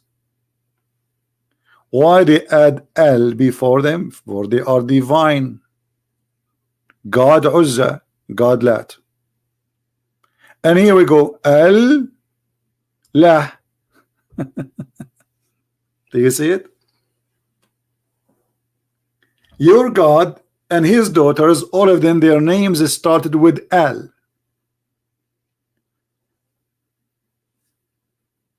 Manat is the only one does not start in the Quran with L. And the reason he did not, supposedly because he want to make it sound easier for pronunciation.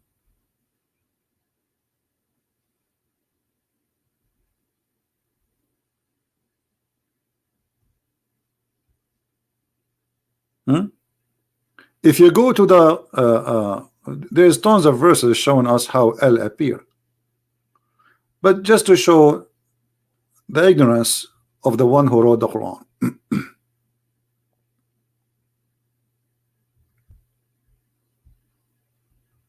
When you start reading the names of your God, what do you say? In the name of Allah, Al-Rahman, Al-Rahim. Let us analyze. Those are the first three names appear in the Quran. Allah. Let us type them one by one and try not to laugh. This is Allah. Allah. This is the first one. And then Al-Rahman.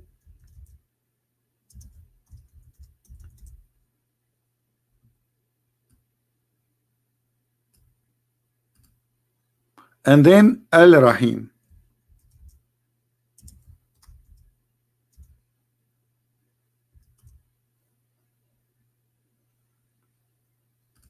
God Lah, God Rahman, God Rahim. Can you refute that?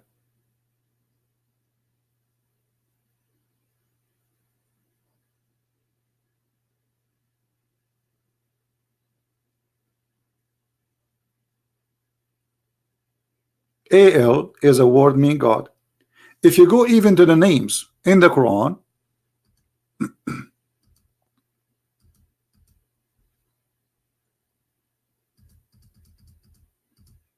you will find the following.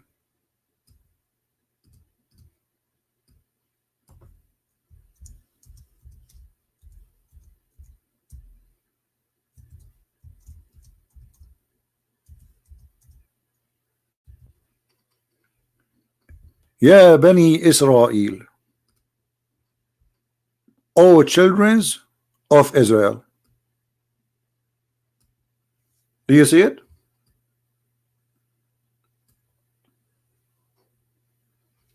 Here we go. El is a word meaning God. In the ancient Hebrew, it was Al. So Israel used to be Israel. Ishmael used to be Ishmael. Mikael used to be Mikael, and Gabriel used to be Gabriel. So Al either is appearing in the front of the word to make it about God, or at the end of the word or the name to make it about God. So Muhammad is a thief. He stole all those words. He do not know what they mean. The second he stole the word Israel, he just proved to us that he is a false prophet. Because who is the God we are talking about?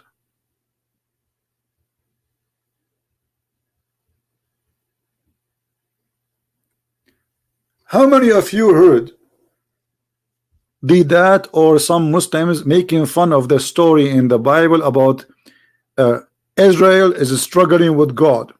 You heard that, right? The Muslim, they say to you, oh, Jacob, he was wrestling with God, the angel of God. The second you quoted the name, you just get yourself busted. What the name Israel mean and where it's coming from? They don't know, because Muhammad is a thief. Do you understand, guys?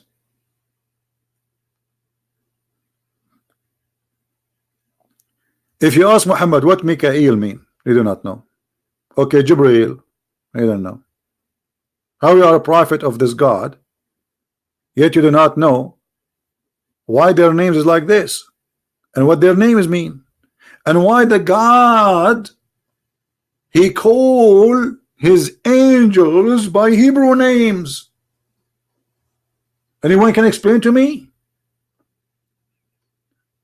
why the God of Islam, who speak Arabic, who write Arabic, and Arabic is written in his throne, why he is using Hebrew words to call his angels in the Quran?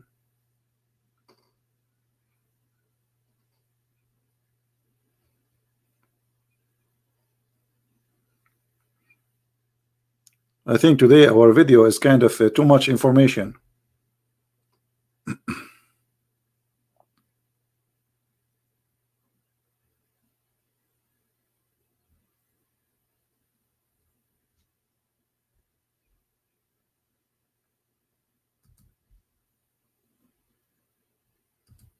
Right?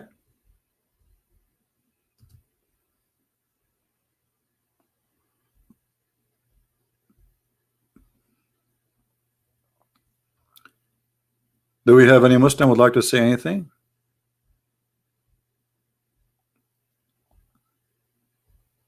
It's obvious. Muhammad, he stole all those names, and those names have nothing to do with Muhammad, and by stealing them he got himself busted again. He proved to us that he's a liar, because those names, they don't fit even with his religion, and we said that millions of times. Like now, actually, if I ask a Muhammadan, okay, who is Israel? He will not know. Any Muslim can tell me where in the Quran it says who is this guy, his name is Israel, and why his name became Israel. They don't know.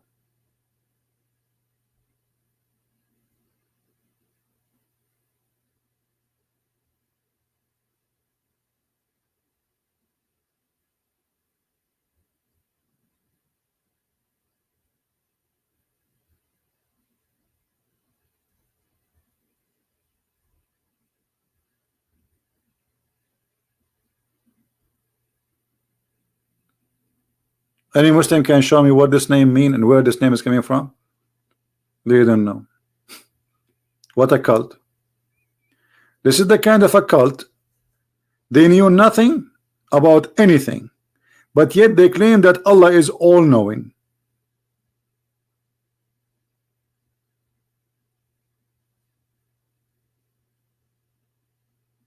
Who is Israel? I mean, have you ever heard of a God? He keeps saying, "Oh, children of Israel, oh, children of Israel," but yet this God, he never said, "Who is this guy Israel?" How we will know who is he? This man, his name Israel.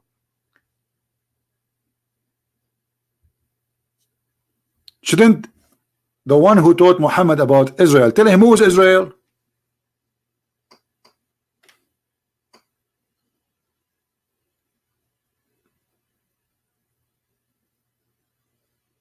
They don't know.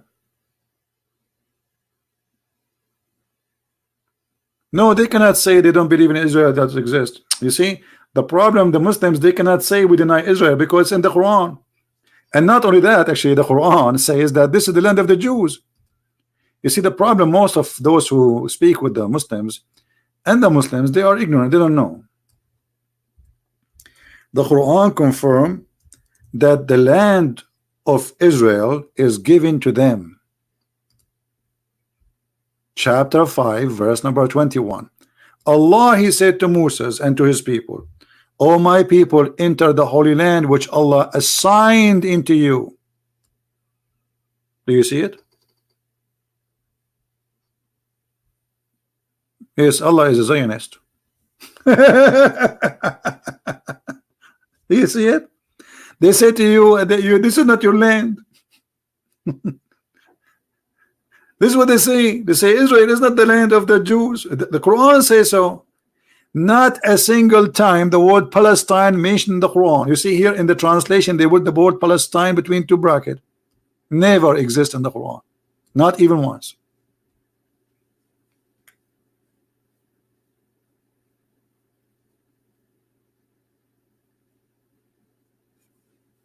Once I was doing a seminar in the Philippines, and the guy, he stand up, he says, "I heard that you support the Jews." He's upset from me. He's a Muslim, Muhammadan. I said, "What do you mean I support the Jews?" He said, "You keep saying that this is the land of I saw in your book it says that you are saying this is the land of the land of the Jews." I said, "As long as you saw my book, didn't you see why I said that?" He said, "No, I don't see the reason why." Prove it, prove it. So okay, open Quran chapter 5 verse 21. He said, "Okay, you read it for us." I said, "No, you read it for me." He said, "You read it." I said, "No, you read it," because I want everybody to laugh. So he opened his phone and he started reading, and I said, "Okay, read it from number 20 and 21 and 23, 22, 23, 24, and tell me what do you think." So he started reading, and then he said to me, where it says. I said, "What's wrong with you? It's in front of you.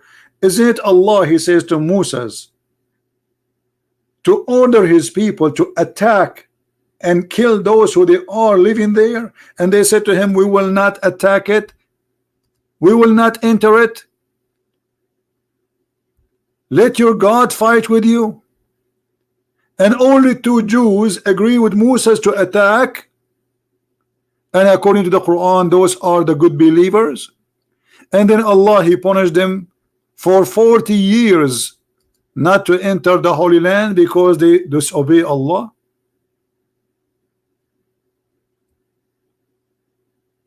And then he looked, he said, "Yeah, it says that." I said, "So why you are saying I support the Jews? It's Allah who support the Jews." Any comment? He sat down and his head is moving around left and right.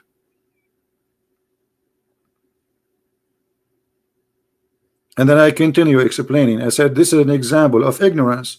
Our friend here, he is challenging me to find him a reason to believe that Israel is the land of the Jews when his book is saying that."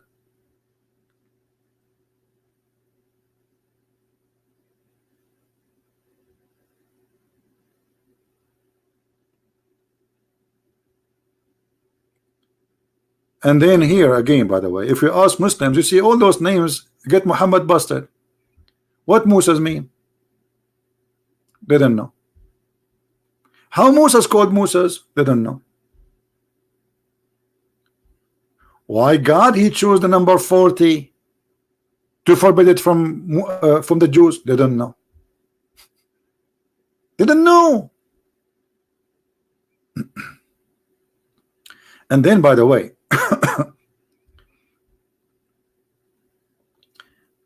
the verse after it, which is very funny.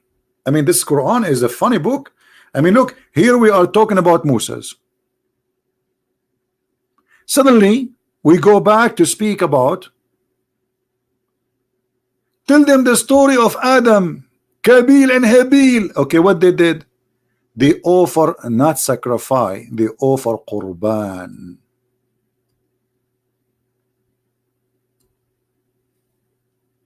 What is the origin of the word Qurban? Anyone knows?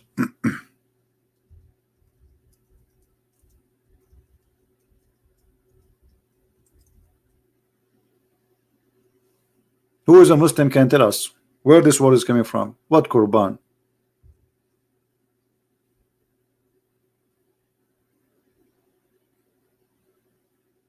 Ask any Hindu. He will tell you we practice Qurbani.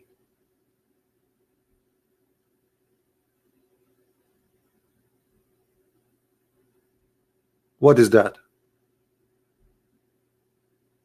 What Qurban mean? How this word is in the Quran?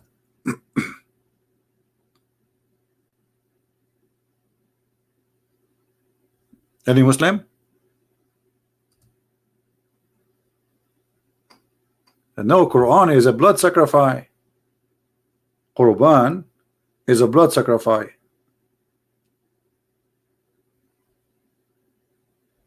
Qurban, you never heard the Indian people say Qurban, Qurban?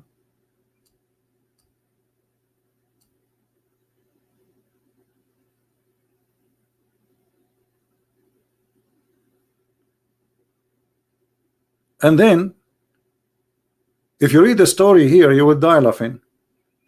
Anyone remember the story? Who remember the story about the children of Adam and Eve? You know what happened? Anyone remember?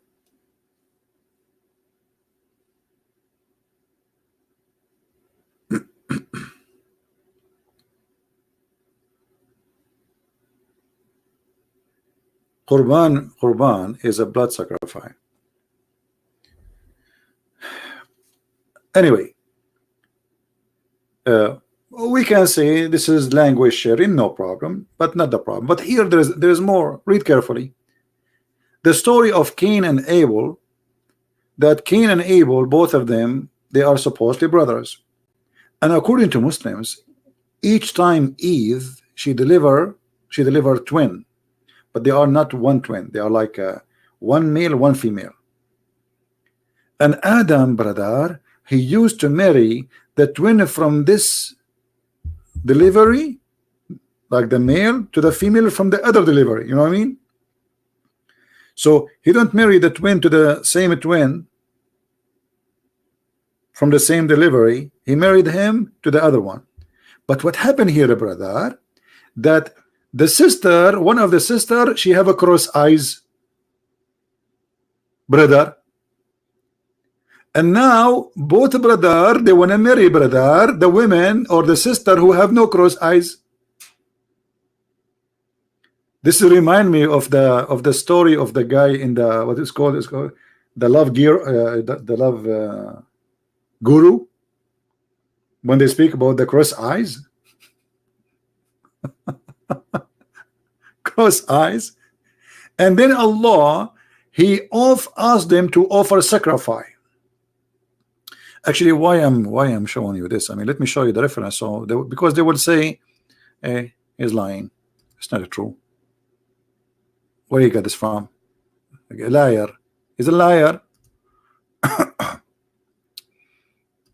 Let us see. 522.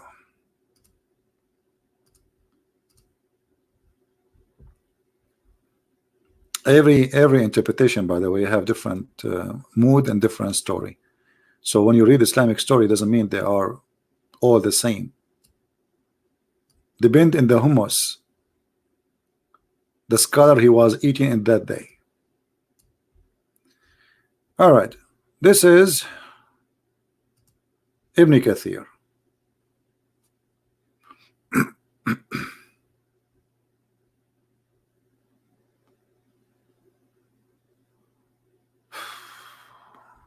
Where is story here?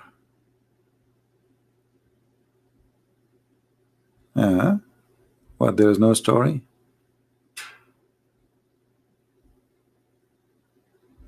Look like Ibn Kathir, he ate it.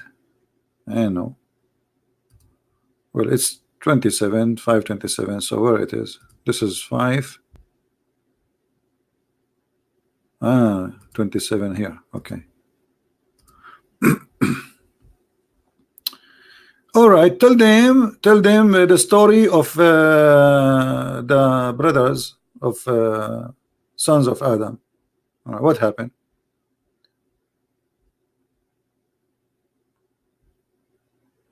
Where is the story? Look like Ibn Kathir in English, the story is eaten by the goat. Where is the story?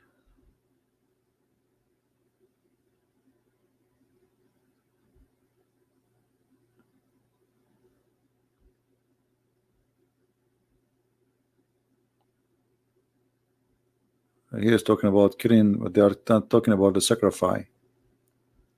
What is the sacrifice?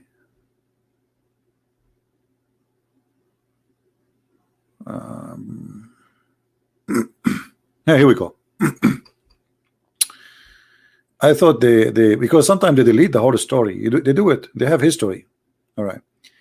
And then it says, Allah allow Adam to marry his daughters to his sons because of the necessity of such a action. Then also said that every delivery Adam was given a twin, a male and female, and he used to give the male of the one twin to the other twin in marriage. Habil's sister was not beautiful. No, actually it was across eyes according to the story, while Kabil's sister was so beautiful, hot, resulting Kabil went on her for himself instead of his brother. Adam refused unless they both sacrifice, and he who will sacrifice was accepted, which means by Allah, would marry Kabil's sister. Habil's sacrifice was accepted, while Qabil sacrifice was rejected. And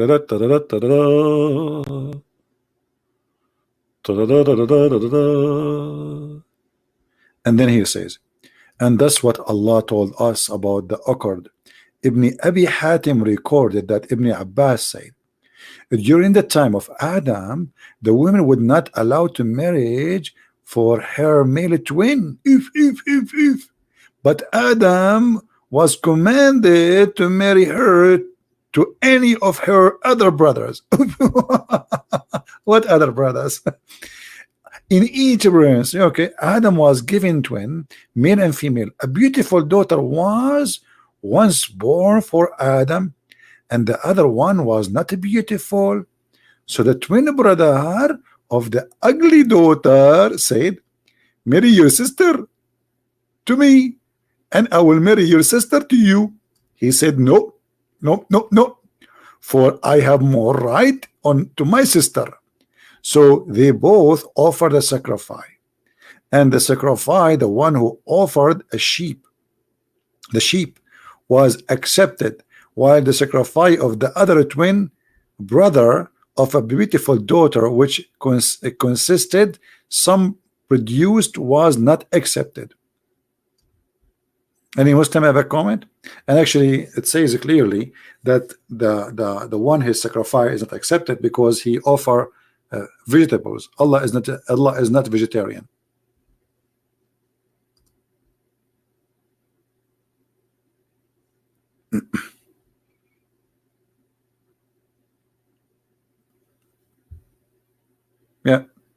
So if I want to get a beautiful girl, I will offer Allah a nice barbecue. I know now how to get. I know how to get to Allah through His stomach. Allah is not a veggie God, is He? If we go to different interpretation, just to give you another example of this madness cult.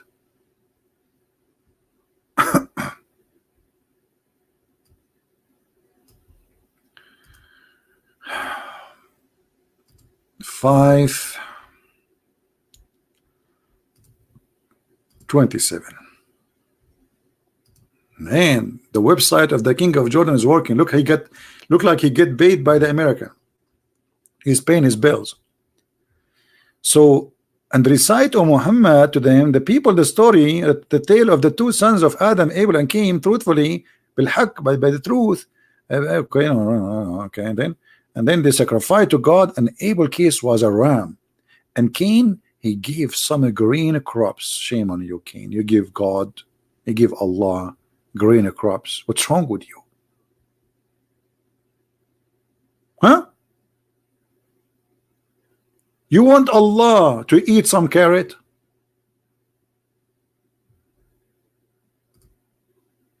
I mean, look how cheap he is. He went to the field, he got some carrot and some zucchini, and like he put them in the front, and Allah, he can eat him. Allah, he like barbecue. Yummy, yummy. Ribs.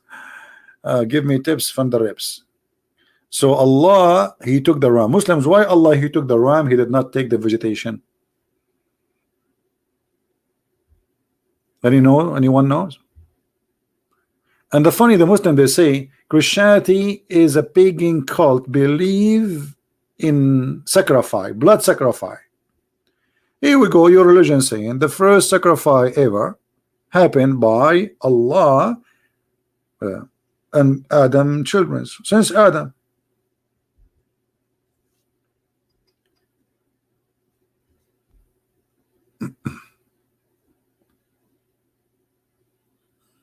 Any Muhammadan?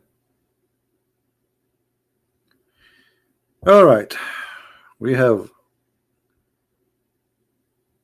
yeah, we know, because we are not coming in a time where all the people will be awake or be with us. Today is Saturday night, so many people, they go out, and me myself, I don't go party.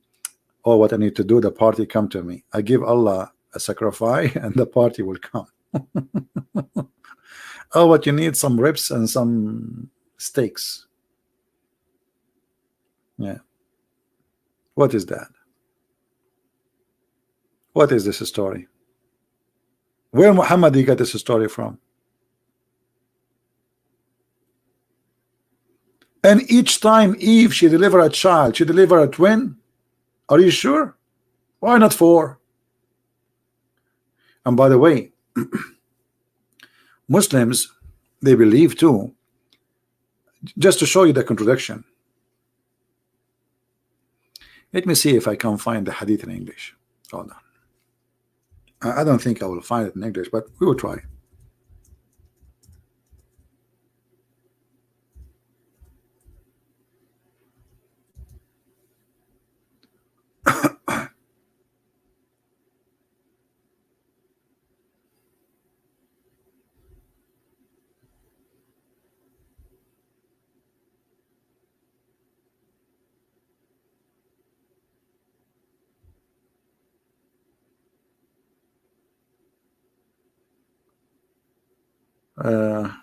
Anyway, I will tell you what the hadith is saying, because I'm not sure if I will find it in English.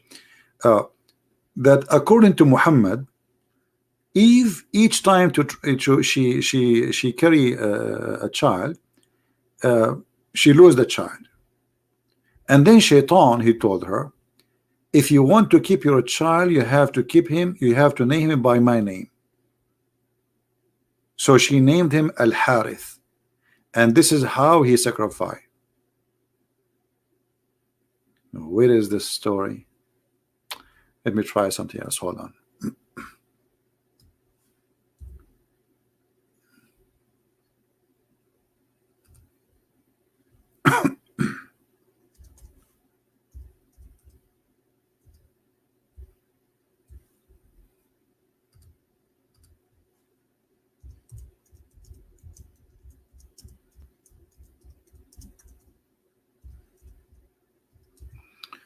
Let us see.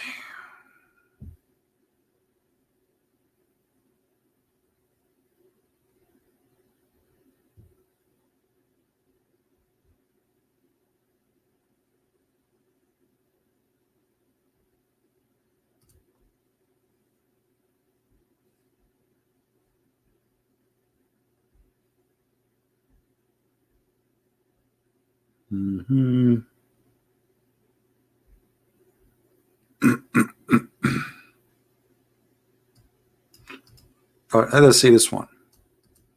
I don't like to, to say something without showing it. So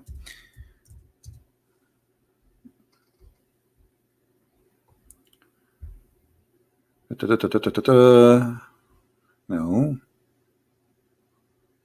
no, no. Man, we can show it in Arabic, but I prefer to show it in English so people will see the madness.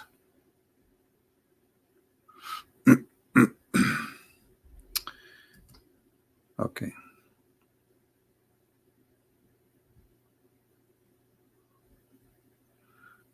Let us try something else.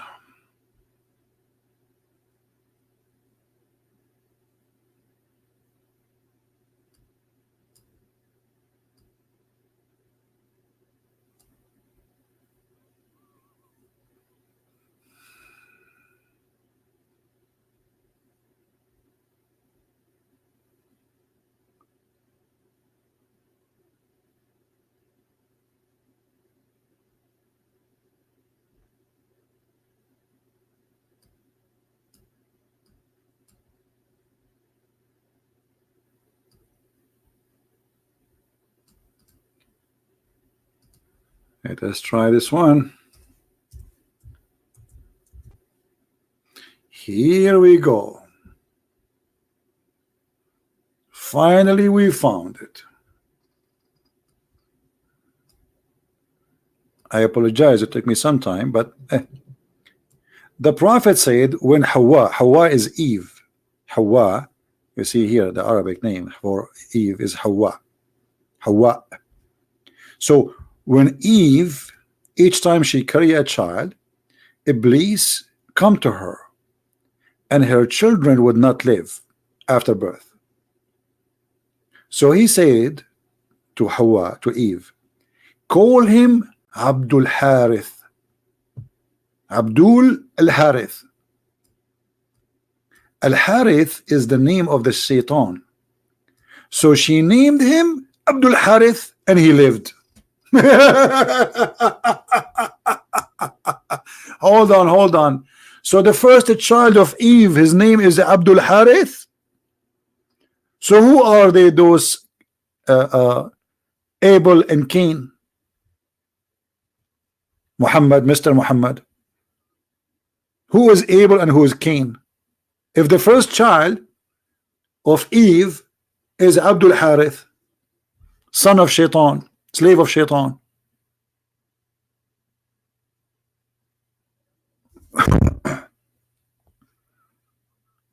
Anyone? I think we have enough for today. Did we give you a headache? Did you guys get headache?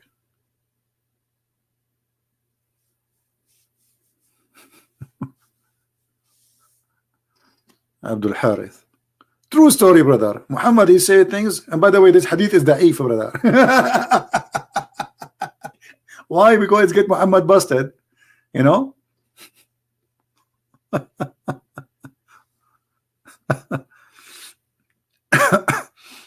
Well, my throat hurt really. I'm not going to continue, but I wanted to share with you a good time in Saturday, and I know that's already it's a Sunday in Indonesia.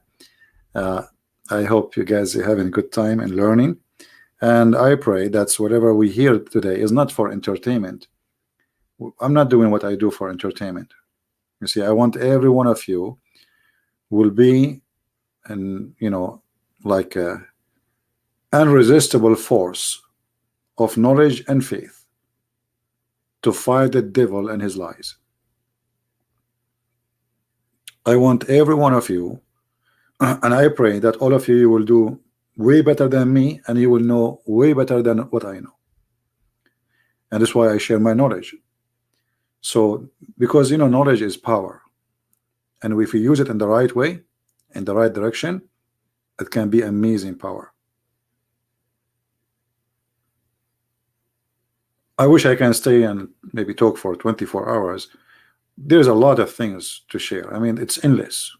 I don't know. Actually, I shared nothing about Islam yet, because most of the time we focus on things which is easier to prove a point. Like we want to show a Muslim that the Quran have contradictions. You know what I mean? So we focus on things which is easy and clear, and they can't play too much games with it. But this is not really what we know about Islam. There's a lot more. I did not even share 1 to maybe 1 million of what I know about this cult. So this cult is very easy to defeat, but you will not be able to do anything with it if you do not know what this cult is about. It's the same as many problems we have today in our life. You know, our ignorance is our problem. The Bible says, my people have been destroyed because of their ignorance. Everything you do in your life is going to hurt you if you are ignorant. You see, even your divorce, even your marriage, even your investment, if you do not know the right wise decision, if you make an ignorant decision, it's going to be very costly. People lose their life, people lose their worth, their health, because of their ignorance, mostly. So ignorance is our enemy. It's not the Muslims. Ignorance is our enemy, both of us, Muslims, Christians, Hindus, everybody. Ignorance. We got a guy, he claimed to be a prophet, and then through centuries nobody dare to question this man. Nobody dare. This is the problem. I mean, even if somebody, he don't believe in him, he will not dare to open his mouth. Terrorism. They terrify you so you will go mute, like you see today in Iran. In Iran, people after more than 40 years, they are in the street screaming because they are hungry. When hunger strike, they don't care for the God Allah no more. They don't care for Khomeini.